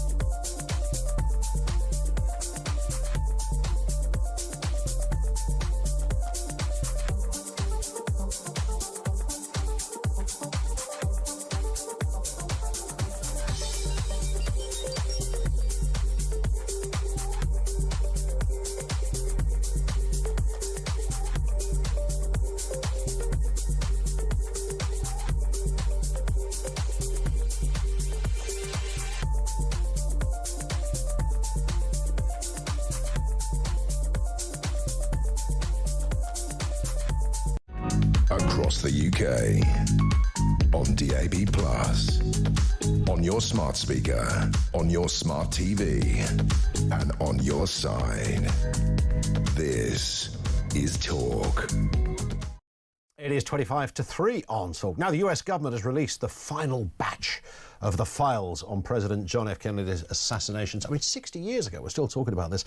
After the event that continues to fuel lots of conspiracy theories, despite Donald Trump's executive order promising transparency, the newly published documents posted on the National Archives website have sparked some frustration, with many saying that these are poorly scanned, illegible, faded, etc. Critics argue the release falls short of shedding new light on the historic case. But is there any new light to really shine? Let's speak to one man who might be able to put some of that light on it. Ryan Tubridy is Virgin Radio's, of course, mid-morning presenter. Is that right? That's it. It's still called They mid-morning. call it mid-morning. I'll take it. I never know. 10 till 1. Like 10 till 1. Whatever that does for exactly. you, I'll be there. Over there on Virgin Radio, absolute god of the Late Late Show in Ireland. When I was a kid, right? Yeah. This is absolutely true. My mate Dave, who's from your neck of the woods, I was having this conversation at a parents' thing the other day, and when I said that we worked in the same building, I might as well have said I worked with the king. That's so funny. And he was like, what? Tell me more. Yeah. And when I was a bit younger, me and my dad used to watch the Late Late Show when Gay Byrne. Yeah, did he was really the real deal. Yeah. Yeah. Did it for 500 years. He did it for 500 years. By the way, I once saw in Marbella with Vera Duckworth. Curiously, that's another story. That's bizarre. Yeah, right. That's a fever dream. I was sitting there with a mate in a bar, and I looked around and I went, "That's Gay Byrne." And my mate went, "Who's Gay Byrne?" I went, over there. He went, "That's Vera Duckworth." I went, "Oh my God, Gay Byrne's with Vera Duckworth. I don't know why this is. This is an extraordinary situation." The beginning of an absurd comedy. Yeah, it's an absolute, it's well known on the talk show circuit, in the talk show genre, and of course in radio, both over here and in Ireland. But curiously, we only found this out quite recently. You know, if you were on Mastermind, then JFK might well be your subject. Chosen subject for some reason. I'm a history fan and I'm not an expert, but I'm a buff. And the Kennedy story I always found very interesting. Just in a nutshell, I always thought the Irish famine, 1845 to 1848, thereabouts, young Kennedy left there, Ireland, place was in a catastrophe. He was one of the many, maybe million plus that left the island. And he goes to Boston, he becomes a cooper, his relations become barmen, their relations become politicians, and within 3 or 4 generations, from abject poverty to the most powerful family in the world. 100%, Like, why did that happen? Yeah. I mean, when you think of those footsteps. So I always thought it was intriguing. And then Kennedy came to Ireland in June 1963, because he wanted to. And it was a jolly. And he had a great time. And he went back to the White House, and he made sure that they all saw footage of it. And within a month, that was in June, come November to where we are today, of course, 22nd of November 1963, at the age of 45, gunned down in Dallas, Texas by Lee Harvey Oswald. Question mark. Now we're in. There it is. Yeah. I mean, it's worth saying that JFK, genuinely, his Irish lineage is there for all to see. Biden gave it a go. Wasn't quite as strong, was it? My name's virtually Biden. Used to say, Biden really lent in. He went large on the Irish thing. Funny enough, but it was worth the punt. He got a lovely welcome when he came to Ireland. He did. It was a different style. But JFK, it's there for all to see. I mean, you wrote a book called JFK in Ireland: 4 Days That Changed a President. Yeah, it really did. And the story of JFK has never... I mean, there's lots to say about him. I always think of, when I first discovered that Marilyn... Because I used to like Marilyn Monroe as a kid. Well, of course. I wasn't around at that time, obviously. No. But, the Marilyn Monroe connection, the potential mafia connection, Frank Sinatra, and all of this. Who doesn't want to know... What a time to be alive, right? Yeah, and you had the Rat Pack in one hand, and Sinatra was campaigning for Kennedy, and, he was a good-looking guy. And he was only like 43 when he got elected, when you think of it. I mean, correct. And that adds to the glamour. Obama had a bit of that many years later. But yes, it was all of that. He was a Catholic, very unusual. Like, they didn't think it was... Al Smith tried it back in the day. Didn't happen. So they thought that would go against him. And also his own election, some might say, was a little bit funny, thanks to the dad, Joe Kennedy Sr. But that's for another day. We're all back to all roads lead to Dealey Plaza in Dallas, Texas. Absolutely. And I mean, this is extraordinary, because these just sort of trickling out, as they have done over the years, of bits of information. Biden did release some stuff as well. He did. I think Trump previously had released a batch and said, I'm going to give the big one. Trump said, it's always about the big ones. He's obsessed with big ones. You've waited years for this. You're going to like it, boys. You've got some big reading to do. You got some reading to do. And everybody did some reading, but there's nothing here. Is there? I think you've nailed it. I think that actually what is confirmed is it's confirmed everything we knew already. I mean, the bottom line is the world is divided, and this is for younger, I suppose, listeners and viewers. The Kennedy story and the Kennedy assassination conspiracy theory was nearly ground zero, if you will, of the conspiracy world. Then it moved into Elvis, Lord Lucan, all this sort of shenanigans. You know what I mean by this? All these things, they're running by 3 or 4. Now, conspiracy is an industry. Conspiracy arguably helped to get the current president of America elected. Conspiracy is on an industrial level. But once upon a time, in the old analog days, there were 3 or 4, and this was the big one. Absolutely right. And it's never really gone away. And it's the one that when people say, is there a conspiracy theory you believe in? And I look at this one and I think, okay, so the President of the United States was shot with what was clearly a very accurate shot. And that sounds quite dark, but it was, did what it was meant to do. We saw it. It does. We can actually see it. It doesn't get more accurate if you try to literally blow somebody's head off. That's right. And then the bloke that shot him got shot. Now that's the bit where we go. Oh, it gets so weird. And you know what the worst thing is? I'm not a conspiracy theorist, but this is fodder. This is a 3-course meal for the conspiracy theorists and the rest. Yes. It's a selection box, followed by a pick and mix wall. It's all there for you if you want. Because what happens? Here we are in Dealey Plaza, 6th floor, book depository. This guy, former Marine, spent a bit of time in talking to Cubans and Russians and whatever, and he takes the gun out and he goes boom, boom, boom, 3 bullets, 1 kills the president. Those iconic shots of Jackie O in her Chanel suit, the pillbox hat, climbing over the back, trying to hold her husband's head together, push the brains back in. I know it sounds gruesome, but God help us, that's what happened. And then they're going, what happened? And in many ways, this leads to, all roads weirdly lead to, there was the Warren Commission. That government commission said he did it. Yes. And that's the end of it. And then Oliver Stone has a bit to do with this because the director made the film called JFK, which I'm sure you saw in 1992 when it came out. And after that film came out, they decided to gather all the thousands and thousands of documents to do with the Kennedy story, 320,000 documents, and they put them in the National Archives and said, we will release them in due course. And that's where we are today. We're now in the due course phase. So what we know is it the truth? Is there? Where's your big question mark? What a biblical question. What is the truth? What is the truth? Termini, what is the truth? What is the truth? Don't try.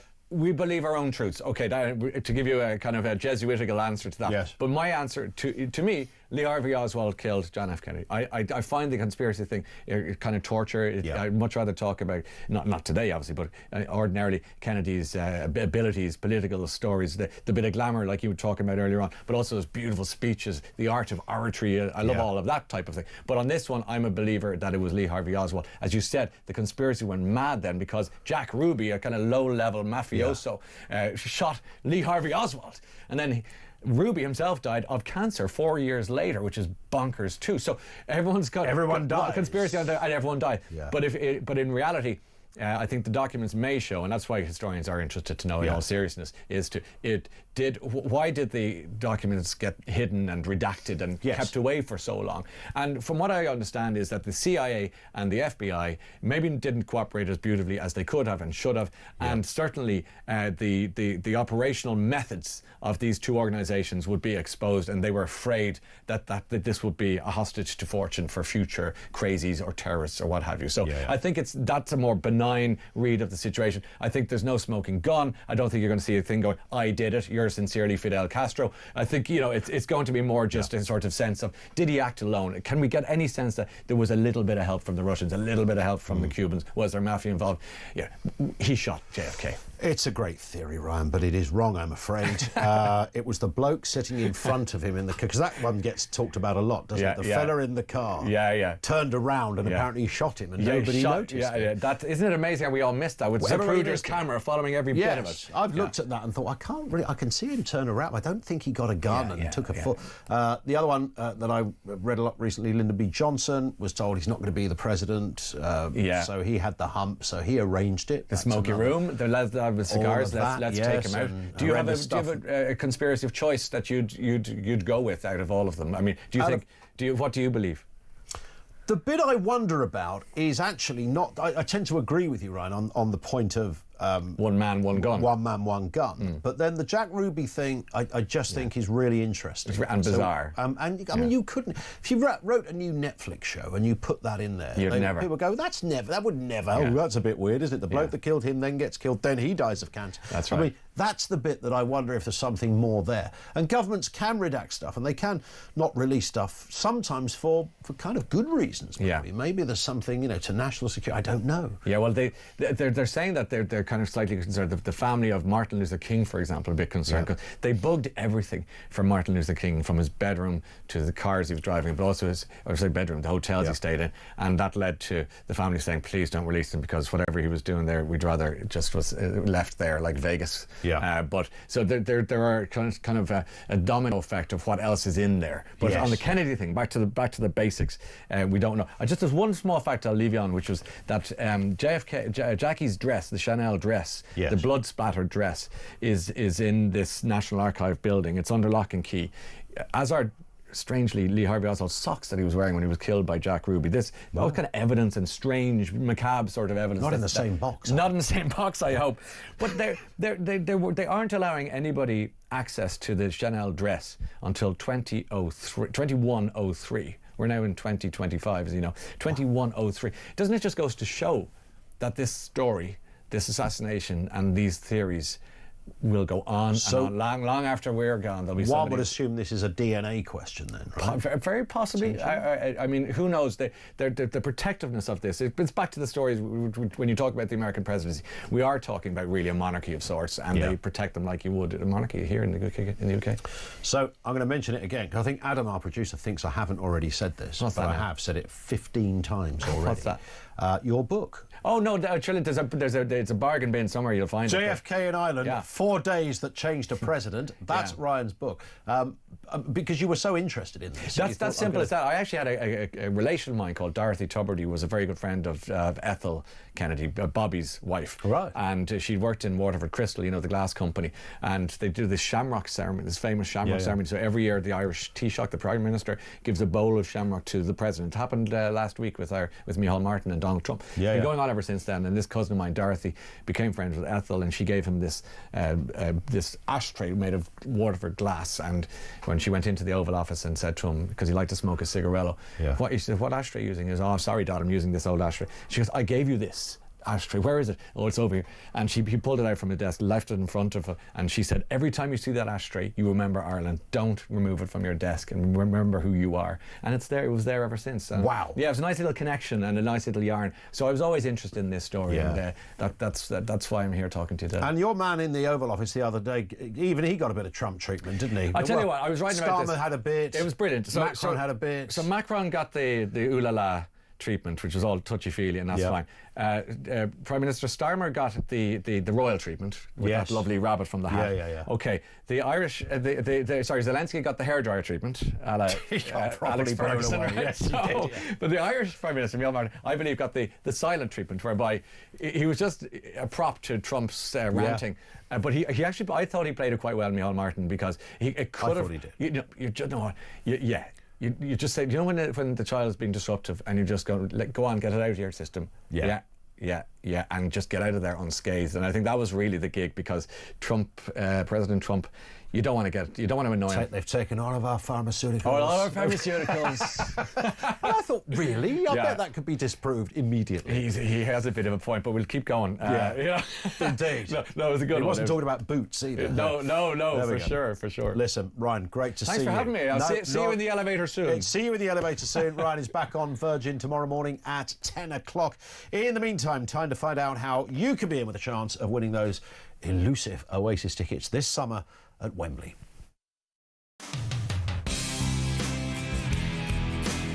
How'd you fancy winning tickets to the hottest gig of the century? Here at Talk, we're giving you the chance to bag yourself a pair of tickets to Oasis at Wembley this summer. Plus, we're giving away a whopping 10 grand and putting you up for the weekend in a London hotel.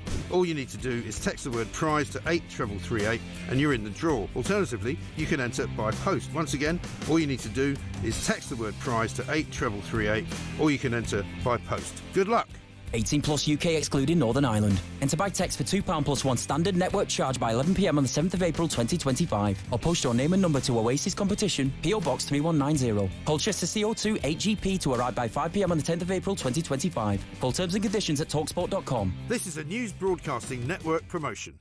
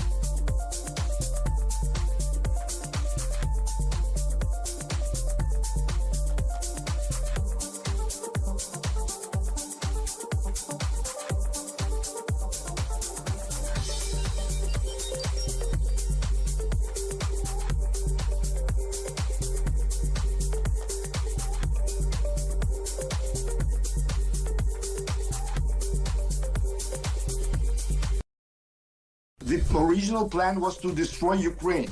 But after more than 3 years, Ukraine is still alive, and not just alive. Putin can do nothing with us, nothing at all. He lost almost 800,000 people killed and injured in Ukraine. He lost not less than 60-70% of all Soviet military warehouses, which was the main military power of Russian Federation. And after all these losses, definitely he's trying to push harder and harder because he sees the weaknesses of the West.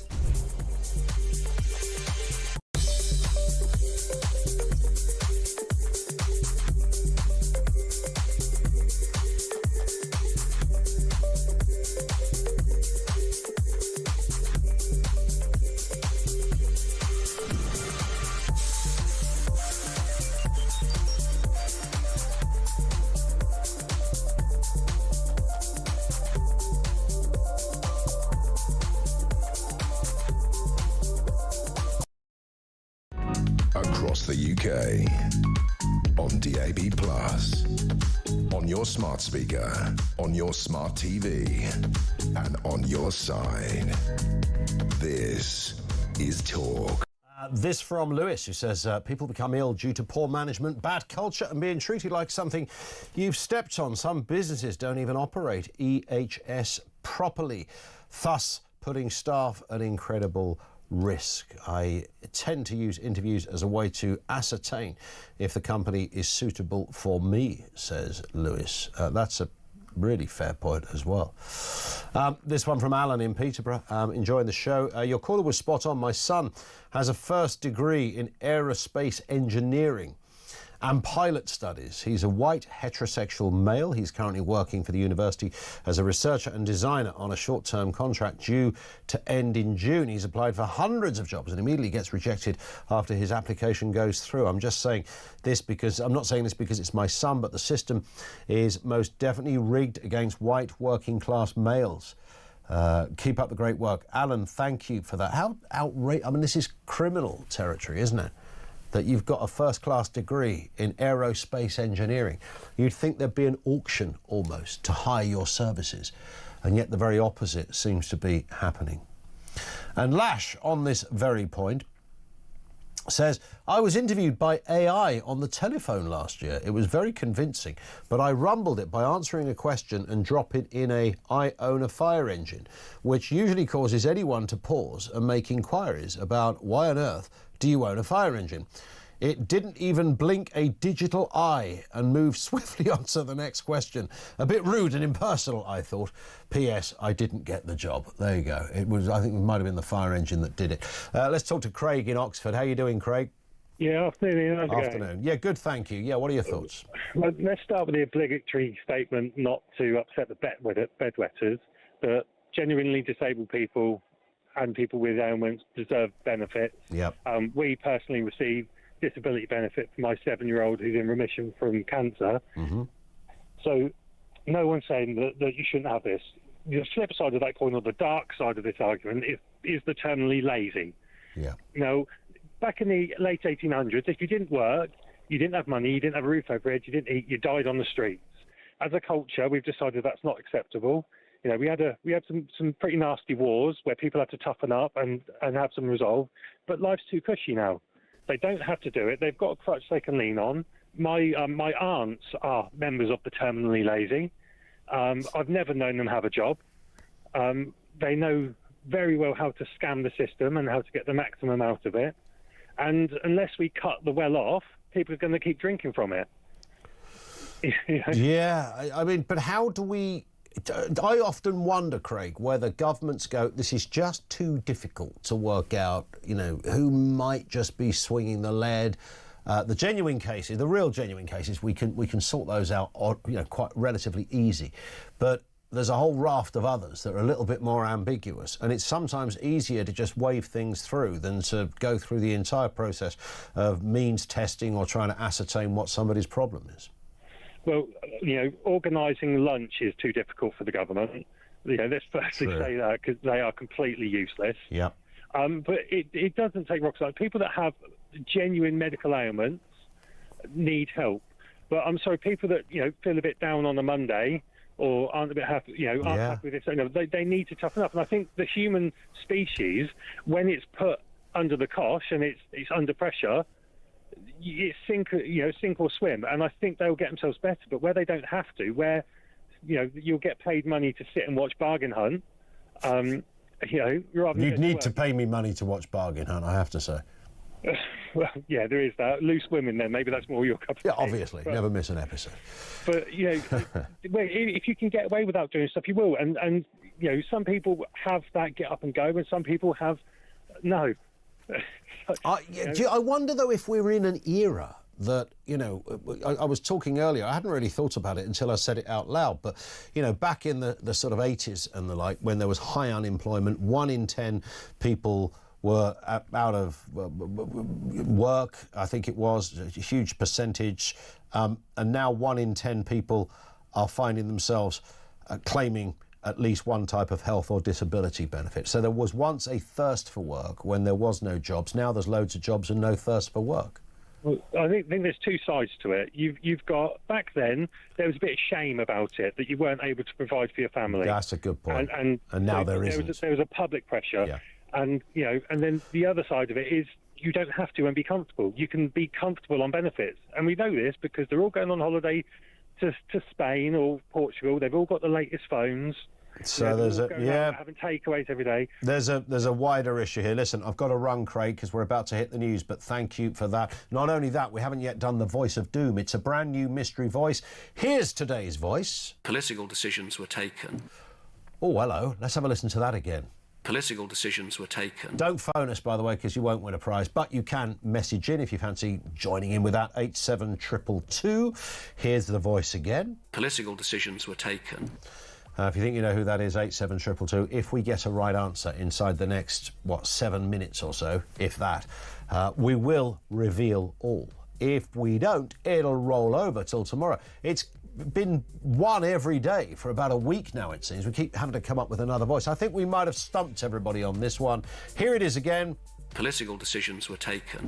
87222, if you think you know who that is. We'll tuck into those Gareth Southgate comments in the next section as well about young boys needing greater role models. I know some of you slightly perturbed that Gareth Southgate was the person making this statement. Nonetheless, let's take it at face value. Has he got a point, and what do we do about it? Details on the way right now, 3 o'clock. Let's get the latest news headlines.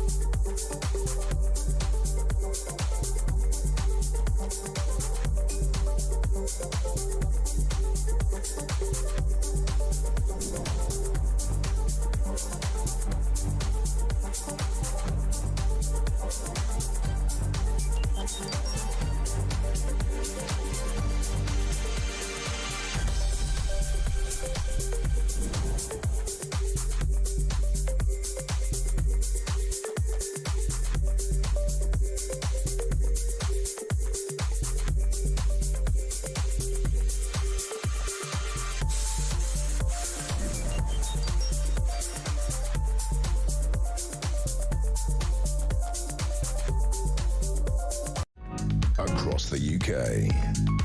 On DAB+, on your smart speaker, on your smart TV, and on your side. This is Talk.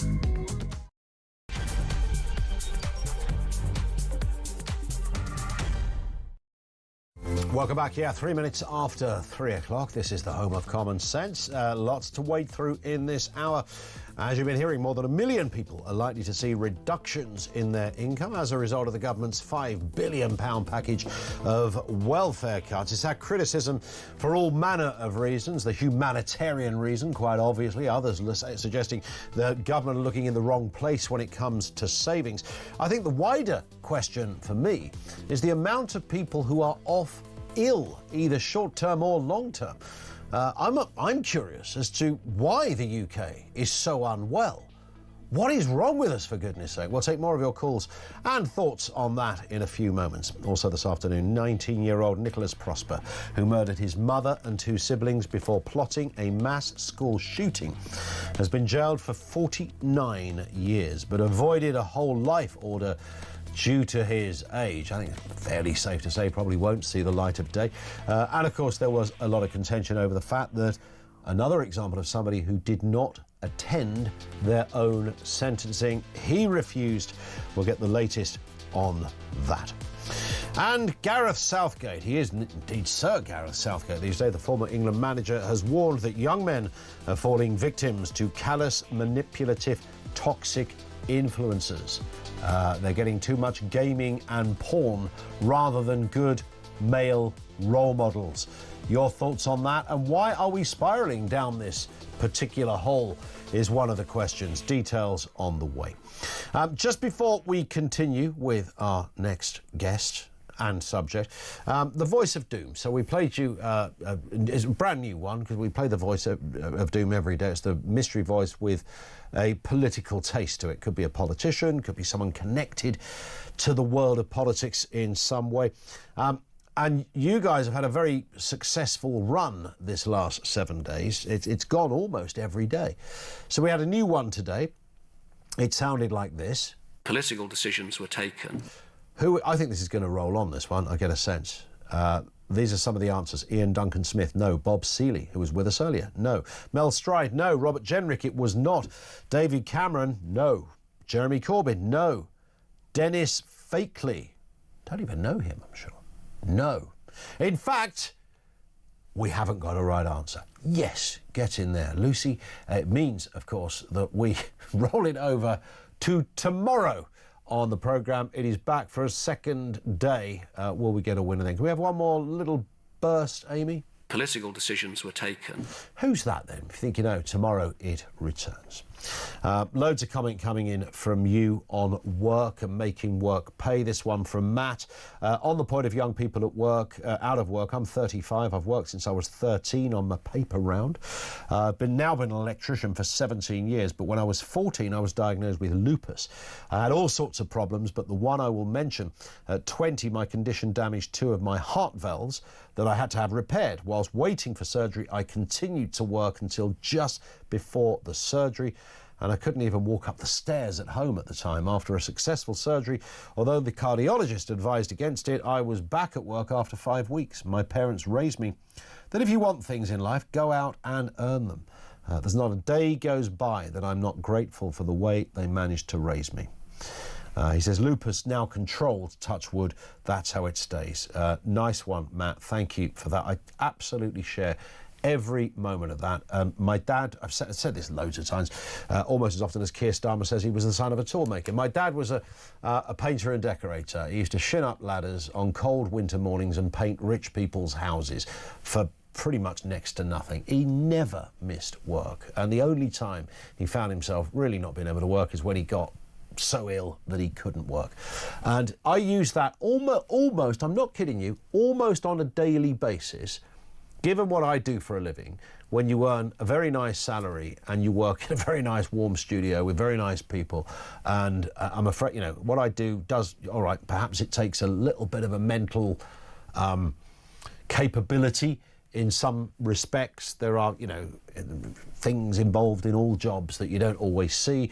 But yeah, so there's a, you know, it takes something to do this job. But I ain't digging holes, and I'm certainly not shinning up ladders. And when I'm doing, you know, when I got, today was a really busy day. I had to do something about 9 o'clock this morning, so I was out the house very early. And there I was going to the train station, getting myself a nice little cup of coffee and a croissant. And I'm thinking, for God's sake, you know, I've got to do this, and then I've got to go and do something else. And it was all nice stuff I was doing, by the way, but it just meant a longer day. And then when I finish here today, I've got to do something else for an hour. And I thought of my dad. I thought, it's 0 degrees out there, it's freezing cold. Here I am with a cup of coffee in a nice warm train carriage. And at this point, my dad was up a ladder painting Mrs. Hackforth Jones's house. I was a real customer, by the way. Never ceased to be impressed by Mrs. Hackforth Jones. So yeah, I got that mentality really from him. And I think, as Matt says, similarly, your parents give you that. You know, if you want something, you work for it. And if you don't work, you won't get it. It's not that hard to work out.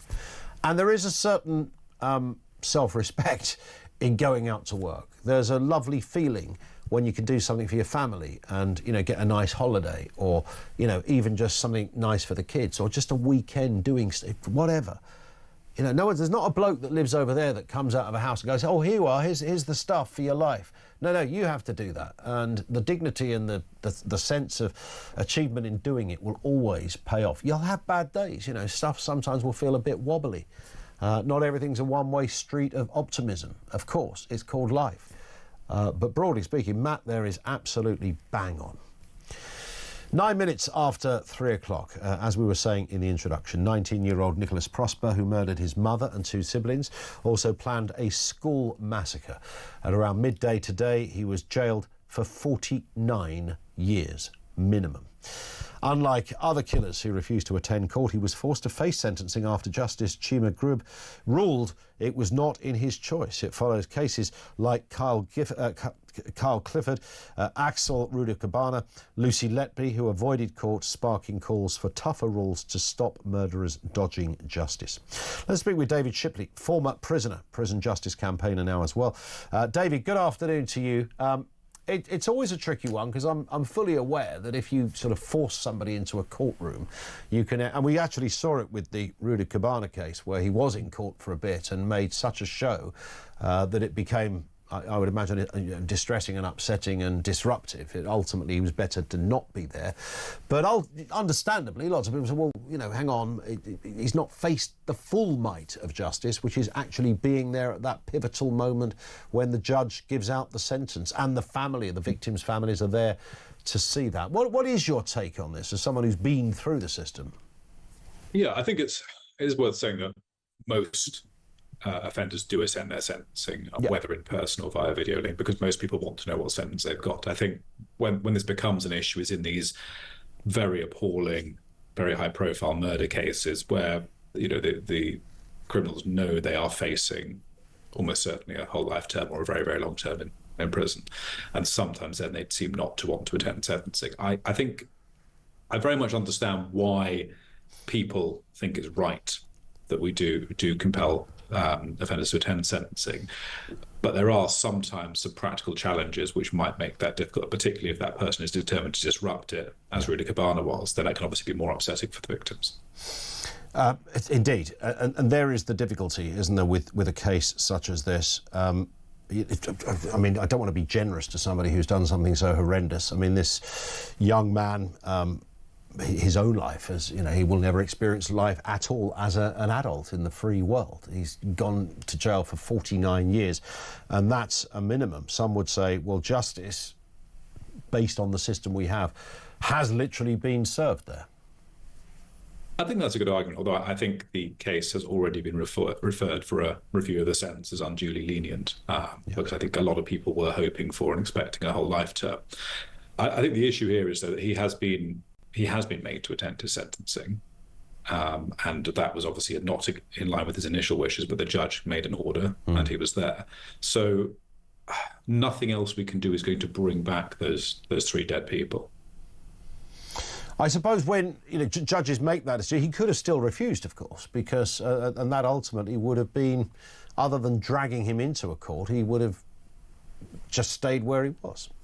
Well, this is the challenge. Yeah, a law was passed 2 years ago under the Tory government to add a penalty if you are ordered to attend your sentencing and don't. So you can get another 2 years put on your sentence. Now, that's probably meaningful if you're, if I can put it this way, a normal everyday criminal. But if you're facing 49 years or a whole lifetime, it probably makes little difference.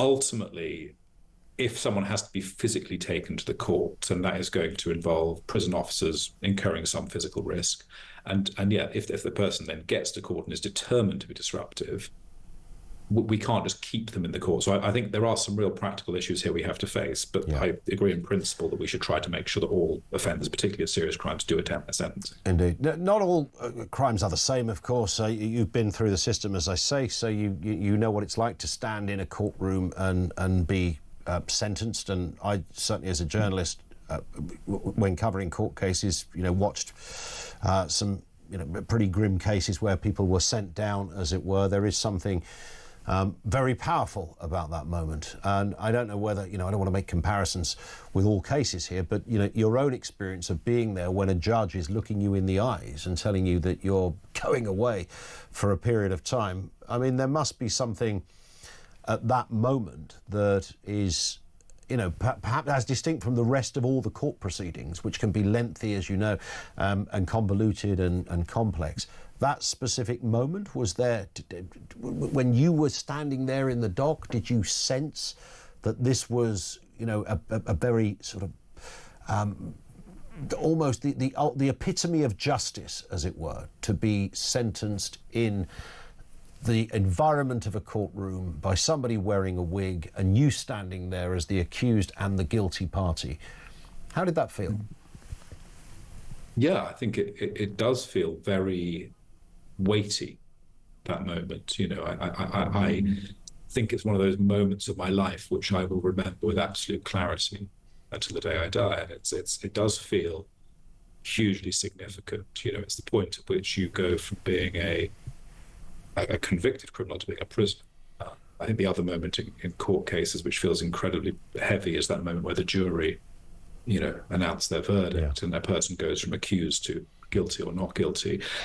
And there is something very powerful about that. And I think perhaps part of what drives this desire to have the offender there at the sentencing is that on some level we all feel and intuit the importance of this moment in the real and practical application of justice, but also in its sacral and symbolic elements. Yeah, and I guess, the thought of, I never thought I would be, when I've tried to imagine being there in that position, thinking, wow, what would go through my mind would be, I think, I don't know, obviously, but, how the hell did I get here? I never in my entire life. Half an hour ago, I was a teenager running around kicking a ball, and here I am in a Crown Court about to lose my liberty for a number of years.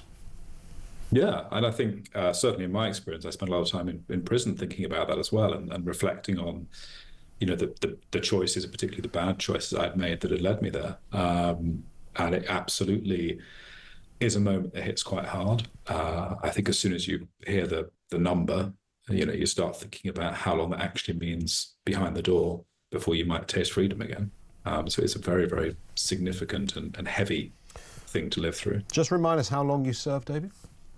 I was sentenced to 45 months, which meant that I was released about 19 and a half months after being sentenced. And I spent then another 4.5 months on tag before. And the only reason I ask that is because I'm always intrigued. The question, does prison work? And we know there's lots of people that really shouldn't be in prison. We know that prison is, woeful for some types of offences and perhaps some types of prisoners. And it's hard to find a one-size-fits-all system. I'm not suggesting it's straightforward, but that point, I've often heard former prisoners say, once you've got your head around the loss of freedom, once you've worked out that it's those first few days, particularly if you don't come from a background where you're used to sort of levels of violence or disruption in your life, so it's a fairly bewildering place to be. But once you've managed to sort of surmount that, you can kind of mentally get your head around it and sort of go, well, okay, I'm going to put this to some kind of good use.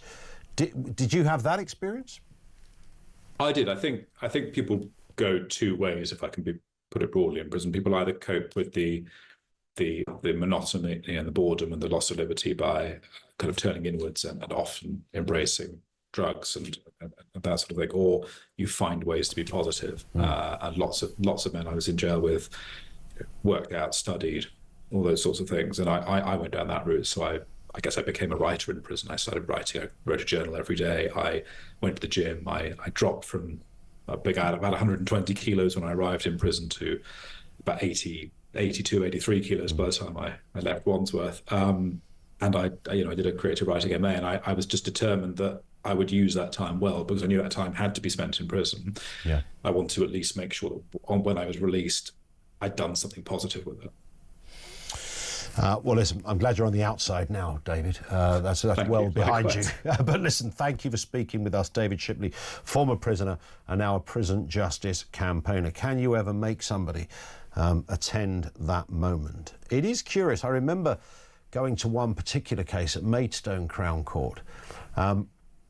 And I guess if you're convicted of a certain kind of crime, you already know you've been found guilty, but you haven't been sentenced. So the sentencing could come weeks, sometimes months later, depending on reports or what needs to be established between those two events. So most prisoners know, roughly, if they've been found guilty of armed robbery, they are definitely going to jail. If they've been found guilty of murder, they are absolutely going to jail. Violent sexual offences, they are probably still going to jail.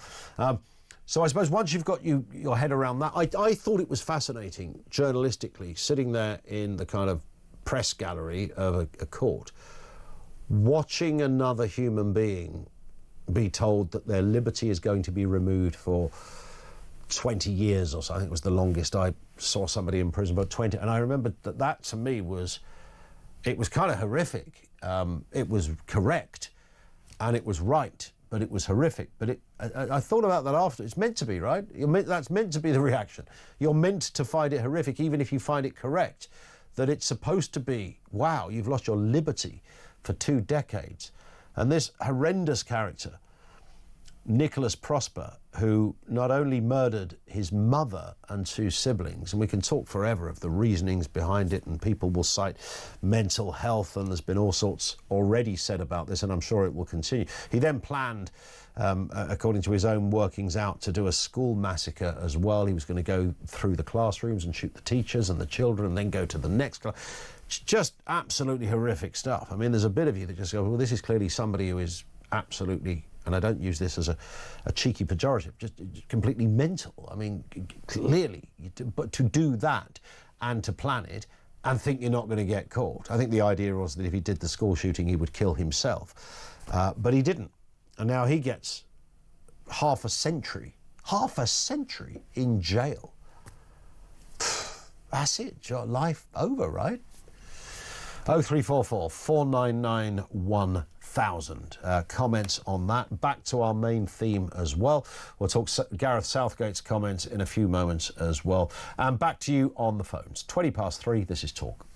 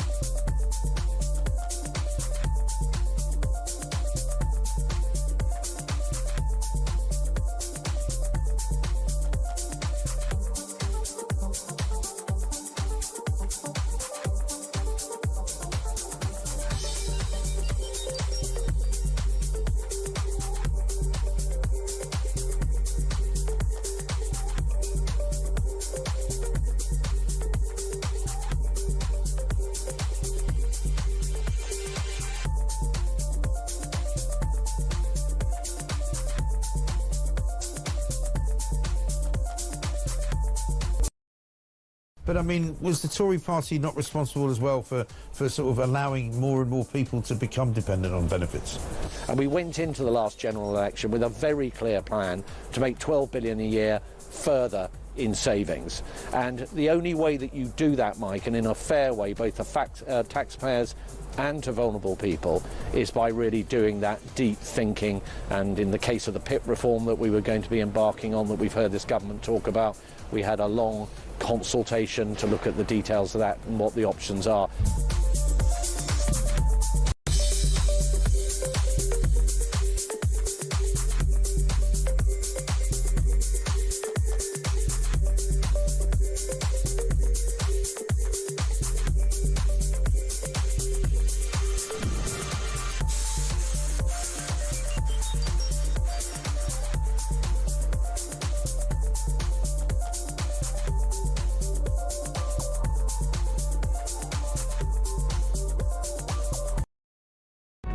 Across the UK, on DAB+, on your smart speaker, on your smart TV, and on your side.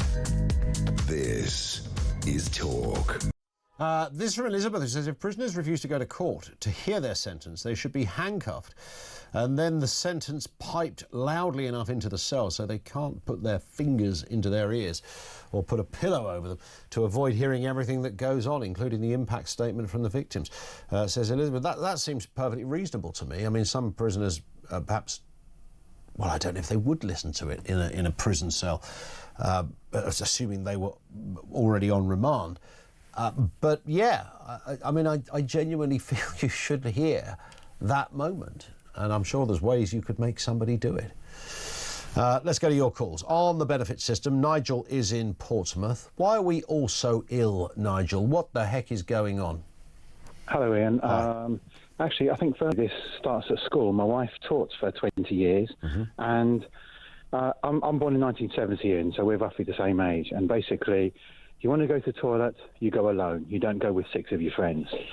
But now, it's like so many schools have this thing where you just, oh, miss, I'm really stressed, I just need a timeout. And you go have a timeout. I think we're educating people to be mentally weak. And anecdotally, anyone who kind of, I work in construction, anyone around Portsmouth, I don't know this guy, but I see him all the time. He's got one hand, he's a builder's labourer. He's got one hand. I see him like shovel 2 tons of sand into a bucket and carry it up scaffolding. He's got, so no, I do. I see him like all the time, and the number of times I think I need to stop and chat to this guy and say, listen, whatever you're made of, you are made of strong stuff. Yeah. He could, I mean, he's got one hand, it's clearly obvious.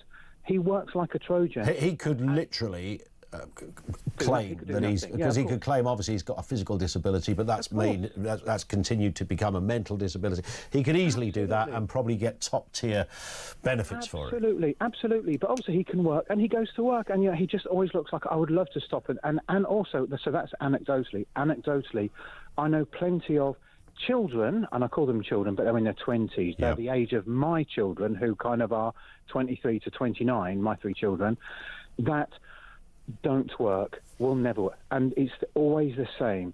I suffer from anxiety and depression. In my view, and all they do, they sit at home, eat, and computer games. In my view, if you are suffering from anxiety and depression, go and stack shelves in Co-op. Go out of the house every day. Get a routine. Routine helps people. It helps so much. There was a lady on the BBC the other day, and there's a piece on on their news website as well, about this lady who said, oh, I have these emotional problems, and, they're going to take my PIP away. And I read it, and further down, she works as an air hostess. And she said, oh, I was always late all the time, so now I have to get up half an hour early to make sure I'm not late. And I'm thinking, yeah, like all of us. Yes. Like all of us. That's not an injustice. That's just life, right? And I guess you live some. Actually, I live in Portsmouth. I'm working in Clapham Junction today. I left home at 4:30 this morning to make sure I got here early. I'll start at 8. It only takes about an hour and 40 minutes. Get here early. Otherwise, I'll be late. And there's no excuse for being late. So, yeah, I left really early. I got here really early. I had a sleep in the van before I started work. My point is, so many people, we are breeding at school, there's an excuse for everything. My wife's black. She had so much racist abuse as a teacher, and she's been called the N-word, all sorts of things. And then nothing ever, oh, it's not their fault, they were stressed, they've got ADHD, they've got this, they've got that, they've got the other. But that you're teaching children, you never have to take responsibility. Yeah. You never have to do anything. And it's not good. Yeah, I do want. We're bringing up. Yeah, we all of those things, and it's not just. It's kind of the sort of the sort of atomic nature of things. It's not one thing. It's all these little messages over the course of a young lifetime that sort of feed into this idea. And I don't dispute that those kids who are just stressed probably genuinely think they're depressed. That's their reality is that is what depression is. I don't feel like going to work, so therefore I shouldn't go to work because I don't feel like it. That's depression. It's not. I mean, that's just like, that's because you feel you don't want to go to work and the job isn't going to pay you loads, so you feel there's an injustice there. And we've kind of bred that in a way. I think there's never been a better time to be born into a poor family in this country. And I say that as someone who, my children qualified for free school meals for much of their childhood. They're now, to own a house, they are earning more money than I will ever earn, because you can, if you are a good parent, you make sure your children get a good education, not just by sending them to school and think that's enough. You read to them in the evening. You keep them off screens. You do all these things. And lastly, one very short story. We fostered a little boy who was 7, and when he came to us, he couldn't read. He was addicted to screens. Yeah. For 10 months, he had no screens, no TV, no tablet, no phone, no laptop, no anything, because maths at school is now TT Rockstars, which is basically a computer game. Yep. That's how their maths homework is. And so we spoke to the school, he's not going to do it. You want him to do maths homework, it'll be old. That little boy transformed he was with us for about 18 months. He transformed to the point where he would read anything. I could give him a Bible in Polish, he would sit down and read it. Wow. He would read anything. That's amazing. It's not difficult. Presence, not presence. That's all they need. And it helps all these things, Ian. Yeah, you're absolutely bang on. I mean, that's a great story to finish on as well. Nigel, thank you for that. Nigel in Portsmouth. More on that in a few moments. 0344 499 1000. We are going to talk about the Gareth Southgate comments. Young boys, in particular young boys. We've had some comments saying, what about toxic influences of young girls? And that exists as well. See Insta for detail, etc. But yeah, there's a big problem with little boys and the strange messages and the environment they are growing up in. Is not that positive. Gareth Southgate has been that bastion, the Oracle of Delphi that is Southgate has been talking. We'll have more on that in just a couple of moments right here on Talk.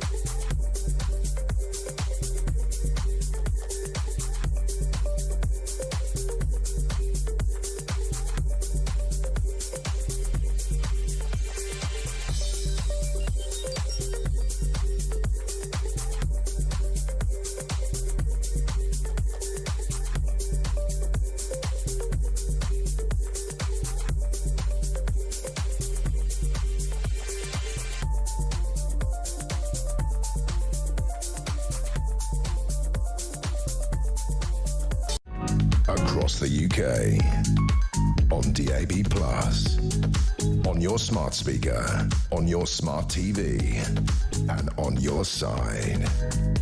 This is Talk.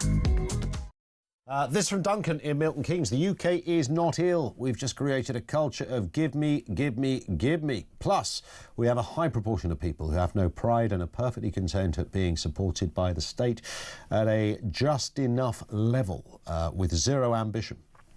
The only way to fix this is the same as immigration, make it less attractive. Do you know the interesting part that Duncan has said there, which I don't think gets mentioned often enough? We often create this kind of image that people who shouldn't be entitled to any kind of benefits are living a life of Riley with state assistance paid for by the hard-working taxpayer while they go on holiday, have the latest phone, they're out every night drinking. And there's going to be some of those cases where people have, they know absolutely how to play the system, not just play it, but you utilise it so that you get the absolute top rate of everything. Of course there are those cases. But I think the point that Duncan's made is I think there are a huge amount of people who are kind of all right being supported by the state to, as Duncan puts it, just enough level. So, yeah, they're probably, some of them aren't even drinkers or smokers. It's just enough to get by. The rent's paid, council tax is paid, there's a few quid, enough for the food. It's not brilliant, but it means they don't go to work. And I think for some people that is okay.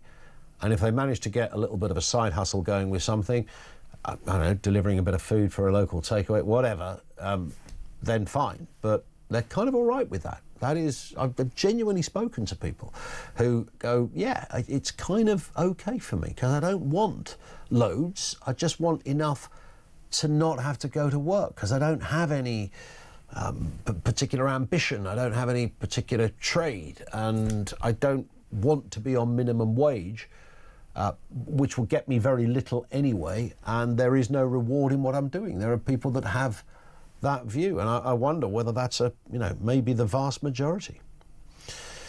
So let's move to this story. As we've been talking a little bit already, Gareth Southgate has warned that young men are being exploited by toxic influencers promoting harmful ideologies. This was the Richard Dimbleby lecture. It's a kind of an annual thing. This is the former England manager said, isolation and a lack of role models leave many vulnerable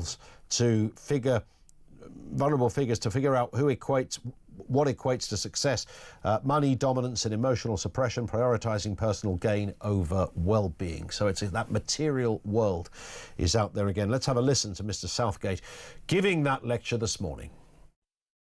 Young men are suffering. They're feeling isolated. They're grappling with their masculinity and with their broader place in society. As real-world communities and mentorship declines, young men end up withdrawing, reluctant to talk or express their emotions. They spend more time online searching for direction and are falling into unhealthy alternatives like gaming, gambling and pornography. That's Mr. Southgate speaking at the Richard Dimbleby lecture, which is on BBC One this evening at 10:40. With me is Daniel Guinness, co-founder and managing director of Beyond Equality. Afternoon to you, Daniel. Thank you for joining us. Your response, if you would, to Mr. Southgate's comments this morning. I very much welcome the comments, and at the moment we're finding that there's broad agreement in the UK from all sorts of different sides of politics and spectrums of belief that we do need to have this really serious conversation about how we're raising young men and what sort of future that we're enabling them to have for themselves and enabling them to take part in for the rest of society. It's a crucial conversation. Yeah. And is this, it seems the big focus is on screens and not just watching incessant TikTok videos, but all the other things that might go with it. That could be gaming, and that can take you into a completely different world, which is quite comfortable, particularly for young boys, because there's a community there. It can take you, as Gareth Southgate alluded to pornography, which is, can become a complete obsession and has very obvious demonstrable negative effects on that one. It can also take you into some undesirable groups and areas too. I mean, we all know what the online world can do. If you sit there for long enough with a screen, there's a high chance, I guess, you're going to fall into one of them. Yeah, And certainly, I think there's a lot to be said that there's a big part of the problem with this newly emerging world online that we've failed to regulate, we've failed to really understand as adults, and therefore we've really failed to actually help our young people engage with effectively. Yeah. Having said that, when you actually talk to young people, what comes out is they're using the internet in so many different ways than what you and I do, and that we actually imagine them to do so. And the ways that they're using it can be really beneficial for them. You know, they can find connection with people. Like, I mean, if you imagine someone who's quite isolated in their own school group, maybe just take, for example, someone who's part of the LGBTQIA plus community, so young gay man, for example, and he doesn't have that connection in the real life with other people, he can find support and encouragement online. So it's this complicated picture, which is it's positive, new connections, new information, but we really need to make sure that we're getting on top of the algorithms, and also that the sort of voices that are coming into those online spaces are also ones that are very positive, and providing these messages of hope and connection that are actually good for these young people. It's a very good point, and you're absolutely right. My little boy, he's 11. He, checks out. Every now and then he'll tell me a little fact about something. There was one just last night. I can't remember what it was. It genuinely fascinated me. I thought, how did I not know that? I said, where'd you get that? He said, I saw it on a YouTube video. And I thought, well, that's brilliant. That's what I want you to be watching. But of course, simultaneously, the next video he might stumble across, and we try to monitor it. Obviously, he's not on YouTube a lot, but it could easily be somebody getting beheaded somewhere. I don't know. That's perhaps a bit greater argument about the content of YouTube and TikTok and the like. But it is that, yes, of course, the internet and online world has opened up so many things for adults and for kids, and that's brilliant. But of course, you can very easily fall down the wrong rabbit hole. Yeah, precisely. And I think there's a really important piece of training for young people on that social media and media literacy, so that they can actually see, well, what's useful information, what's truth, and what actually is just someone spouting opinions that are going to be harmful. But I think a lot of the solution has to come offline, because if we think about the experience of a young person and why they're going online and why they end up in the rabbit hole, is because they've got a need, right? They're curious about, how do I flirt with somebody? Who am I going to be in the future? They're even looking up things like, how do I work out at the gym? And then that's what leads them down one of those YouTube rabbit holes. Yeah. So we need to be making sure that we're actually addressing those real and genuine needs that young people have. And Gareth Southgate's rightly identified that there are specific needs that young men have at the moment that we need to address. So we've got to make sure we're talking to those mental well-being issues, to those healthy relationship issues, that we've actually got people in real life, teachers, coaches, youth workers, who are in these young men's lives, parents, uncles, cousins, whoever it might be, that's providing them with that guidance and with that support, so that really can actually navigate life and become the sorts of adults that we know that they can be, and adults who are better and safer in themselves, but also ones who aren't actually participating in some of these more sexist or more misogynistic or more violent or more extreme things that do come through those online places and are targeted directly at young men. Yeah. And when it comes to sort of influencers online, though, I wonder, we know about the kind of bad ones. I'm thinking the Tates and people like that, and there are quite a lot of other, we mentioned those because they're sort of well known for all the wrong reasons, but there are many others in that world that perpetuate sort of the similar kind of content. I don't know, are there sort of famous kind of positive role models? I mean, because, if a kid sort of went online and someone said, oh, there's a great video you should watch, you should follow this guy, Father Richard Smithers. He's a priest at the local kids are going to go, I'm not going to watch that. The positive sort of gentle, easy stuff doesn't seem as mesmeric or attractive. Yeah, it doesn't seem that, in terms of, this more than I do, but in terms of actually getting things seen, we need to be talking about things that are actually interesting and topical. That's really important. And the algorithms, what's more, are actually geared to push the more controversial opinions. Yeah. So if you can get someone, if you get comments afterwards saying, this is complete trash, why are you saying this? How could you be so hateful? that video is going to be seen by more people. Yeah. And some people are actually particularly targeting the content they're producing to be more controversial, to be more hateful, to get more likes. So that's something that needs to be addressed at the regulation side of things. But yes, there are people putting out good messages. What we're seeing, and we're involved in several research projects as well as the many workshops we actually run talking to young people. What we're seeing is that young people have interests in topics, and we want to be reaching them through those topics. If it's an interest in gaming, you want to be reaching them through gaming, as opposed to putting forward someone who said, this is how you be a good man today. Sure. That's less likely to be appealing. So we've got to make sure that the sorts of content they're getting in those spaces is more positive and picks up on some of these key messages that we know young people need to hear, and particularly at the moment we know young men need to hear. Yeah, spot on. Daniel, thank you for your time, so really appreciate that. Daniel Guinness, co-founder, managing director of Beyond Equality. It's an absolute minefield, because I know there's a lot of kids in my son's cohort that they've heard of Andrew Tate, right? Now, the only way they've heard of that is online, okay? They would never have heard any of their parents go, oh, that Tate guy's really good. They weren't making any opinion about him. They'd never really watched him. They'd heard of him because it would come up in a more tacit fashion.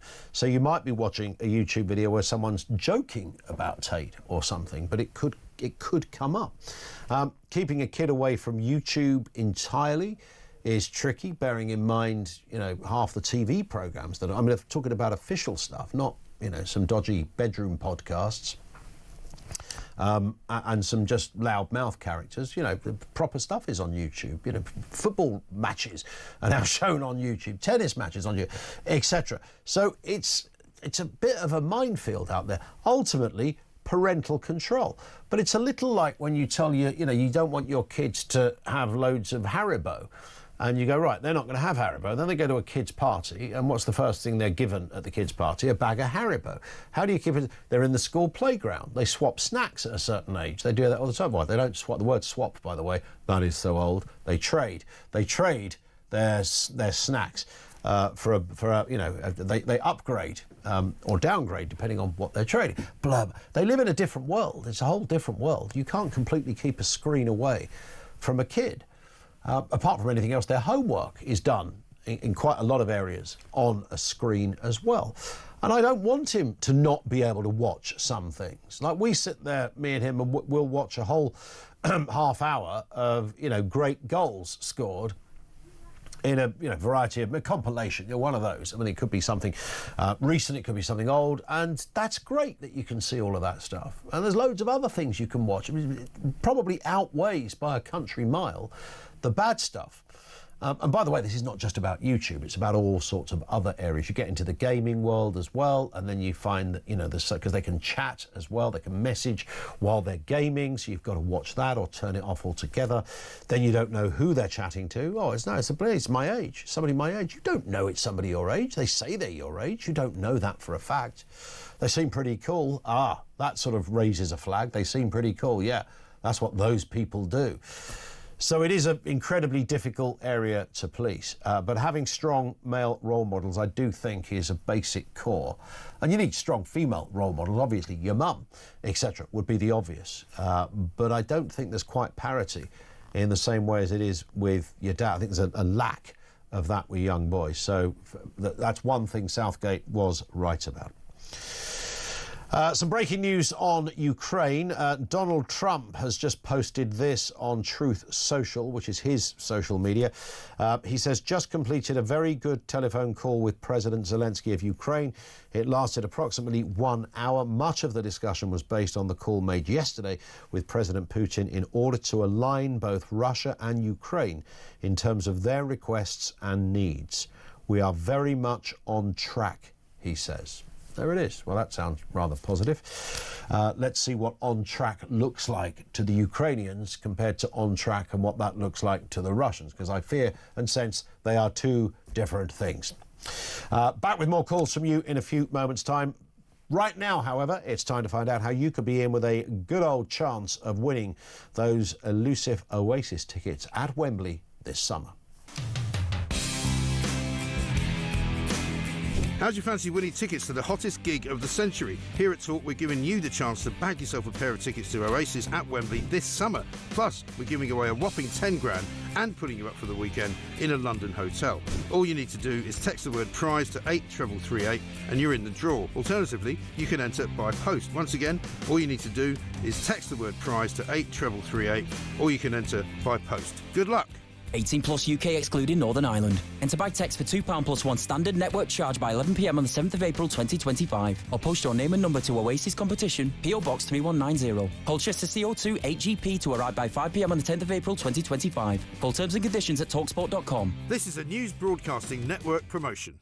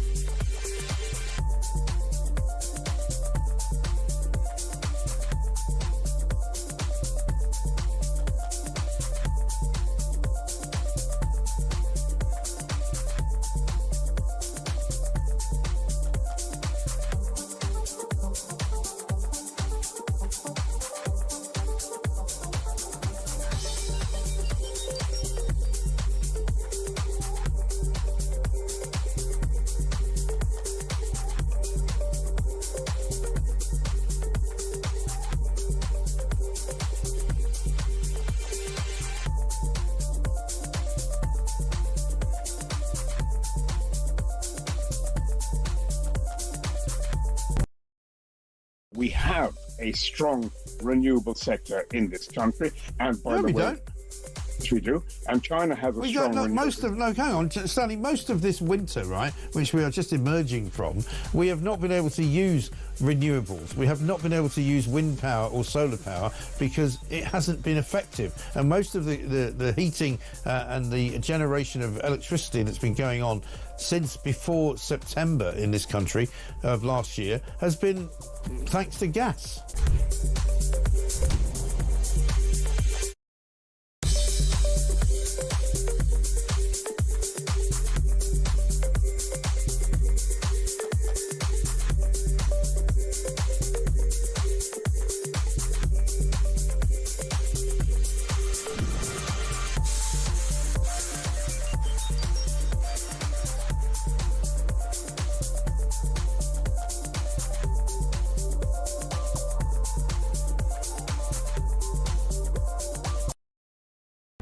Across the UK, on DAB+, on your smart speaker, on your smart TV, and on your side. This is Talk. This comes in from, well, no name given. My sister had such a serious illness she was forced to retire from teaching. She was on benefits for some time due to her illnesses. Without the benefits office even seeing her, she had her benefits removed, even though she'd written confirmation from her consultant saying she was unable to work. After having her benefits removed, she spent weeks getting documentation together proving how ill she was. This put her under a load of pressure. Sadly, she died weeks later. Benefits claimants should be seen and the hospital consultants should be able to say if they're able to work or not. I mean, that's terrible to hear a story such as that. Almost the very reverse of the problem we're hearing, that people who are perhaps being waved through without getting seen. There are some people being waved goodbye without getting seen because they won't acknowledge their illness. Let's talk to Jen in Devon on this complicated issue. Jen, good afternoon to you. What's going on? Well, I say this. Stop putting the young down. The people that young that's coming out of school this year in summer, there's no work for them. Margaret Thatcher's into that. Margaret Thatcher? She hasn't been around for 70 years. Margaret Thatcher put the work out to all of the countries and took it out of this country. How do you mean? I worked in hosiery, knitwear, and lots of others. Yeah, that industry had long gone before Thatcher walked up the steps of number 10. No, listen. And she burnt kids and women in factories. And we were left with no work for our youth coming out of school. We're not all rocket scientists. No, that's very true, but I think there's a bit of an urban myth that Margaret Thatcher closed down manufacturing. She did. She sent it out to other countries. Well, she didn't own most of it. I mean, it was these are private companies. No, she sent it out to the rest of the world. You can't close a privately owned cotton mill in Lancashire. Well, I know, but I mean, that stuff went long before she did. Or the beginning of the process of it going. I'm not talking about cotton mill. I'm talking about I'm just giving you one example. I worked for Marks and Spencer's, Liquorwoods, Eatams, and lots of other companies. Yeah. Right. And I'll tell you something else. When Labour got in, they paid my wages. Who paid your wages? Labour did. Labour did. What do you mean they pay? How do you mean they paid your wages? I was made redundant. Yeah. And I went to pegs, socks, which I had. It wasn't. I didn't work socks. I worked in putting stockings on boards, which split my hands and my knuckles. And I was fetched in. I said I had to go because last in, first out. Right. And Labour was paying my wages. What do you mean Labour were paying your wages? How do you mean? Labour was paying my wages. This is what the man told me that was working at that company I was working for. Right. Why were Labour paying your wages and not the company paying your wages? Exactly. That's what we wanted to know. That's what we want to know. Right. So he's saying that the government were propping up his company. The numbers out of employment down. Yeah. Well, that's quite possible. Yeah, not quite possible. It was. Okay. It was definitely was. So you have no idea what I've been through. I don't. It sounds tricky. I don't dispute that, Jen. I am intrigued though. Why, when there's like 610,000 job vacancies in this country, school leavers can get a job. Okay. Well, perhaps they've been putting them back onto the listing of unemployment. Yeah, maybe. Listen, Jen, thank you very much indeed. I think Jen should go and work at the United Nations, maybe as the chief executive, getting it all sorted out. That's Jen down in Devon. Thank you to her. More comment coming in from you just before we speak to Jeremy Kyle. Bernard says, on the question of benefit payments, the British population have seen for too long the foreign nationals getting the benefit for doing absolutely nothing and have decided that that's what's good enough for them.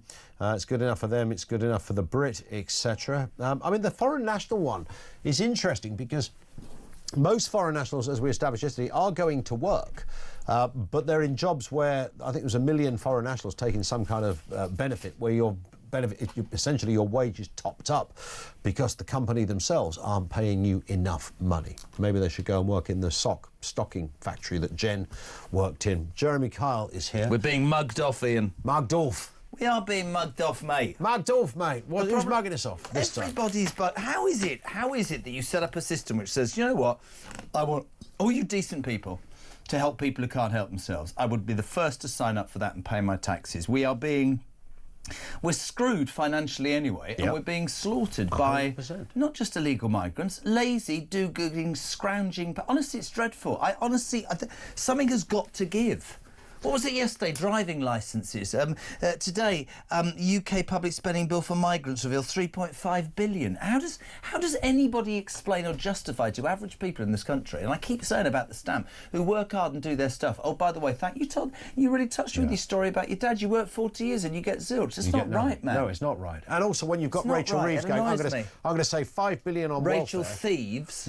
Boomerang Rachel. Or it was Liz Kendall, wasn't it? It's strictly speaking. But yes, the same. She's going to save 5 billion, but then the next 5 years the bill goes up by 27 billion. So it's irrelevant. It neutralises and in fact, evaporates the whole exercise. But also other areas that you just mentioned. I mean, putting people up in hotels at the cost of millions and millions a day. And nobody seems to get the fact that this stuff is negatively impacting. I mean, but surely the government should go, no, we're not going to do this anymore. We're going to stop this. But nobody has. The Tories didn't. Why? No, the Tories. I put that to a Tory. Oh, one point I will make about the Tories, I'm not sticking up for them, and I thought Jake Berry made a really sound point yesterday. Whenever they tried to do anything like that, the Labour Party jumped up and down and said, you're going to kill people, poor, innocent, poverty-stricken people, you're going to murder them, you heinous Tories. And now the Labour Party are attempting to do it, because the reality is we can't afford it. I keep saying on this show, we're skint. OK? We're skint. Our public services are creaking. Everything is wrong. Everything has got a problem. And yet we allow people to come into our country and take benefits that are meant for people who've been here. And here's the best bit, so that they can't get them. It doesn't, to me, unless politicians, I'm from a different planet, it makes no sense. Yeah, well, they exist on a different planet, don't they? What's happened now in the Carl household is Oliver's off sick again today, and he and Iris are watching the television right now to see their daddy. Iris, yeah, how are you doing? No, to see their daddy. Oh, sorry. Oh, it's coming out now. She said to me this morning, Vic, you're quite cheeky, you and Ian, aren't you? I said, yeah, because I've sussed you out. Is that what it was? Yeah. You've worked it all out. To be honest, if my marriage did go wrong for the third time and you were the culprit, I would be happy with it. Would you really? Yeah, that's very nice to know that I would be I'd have such an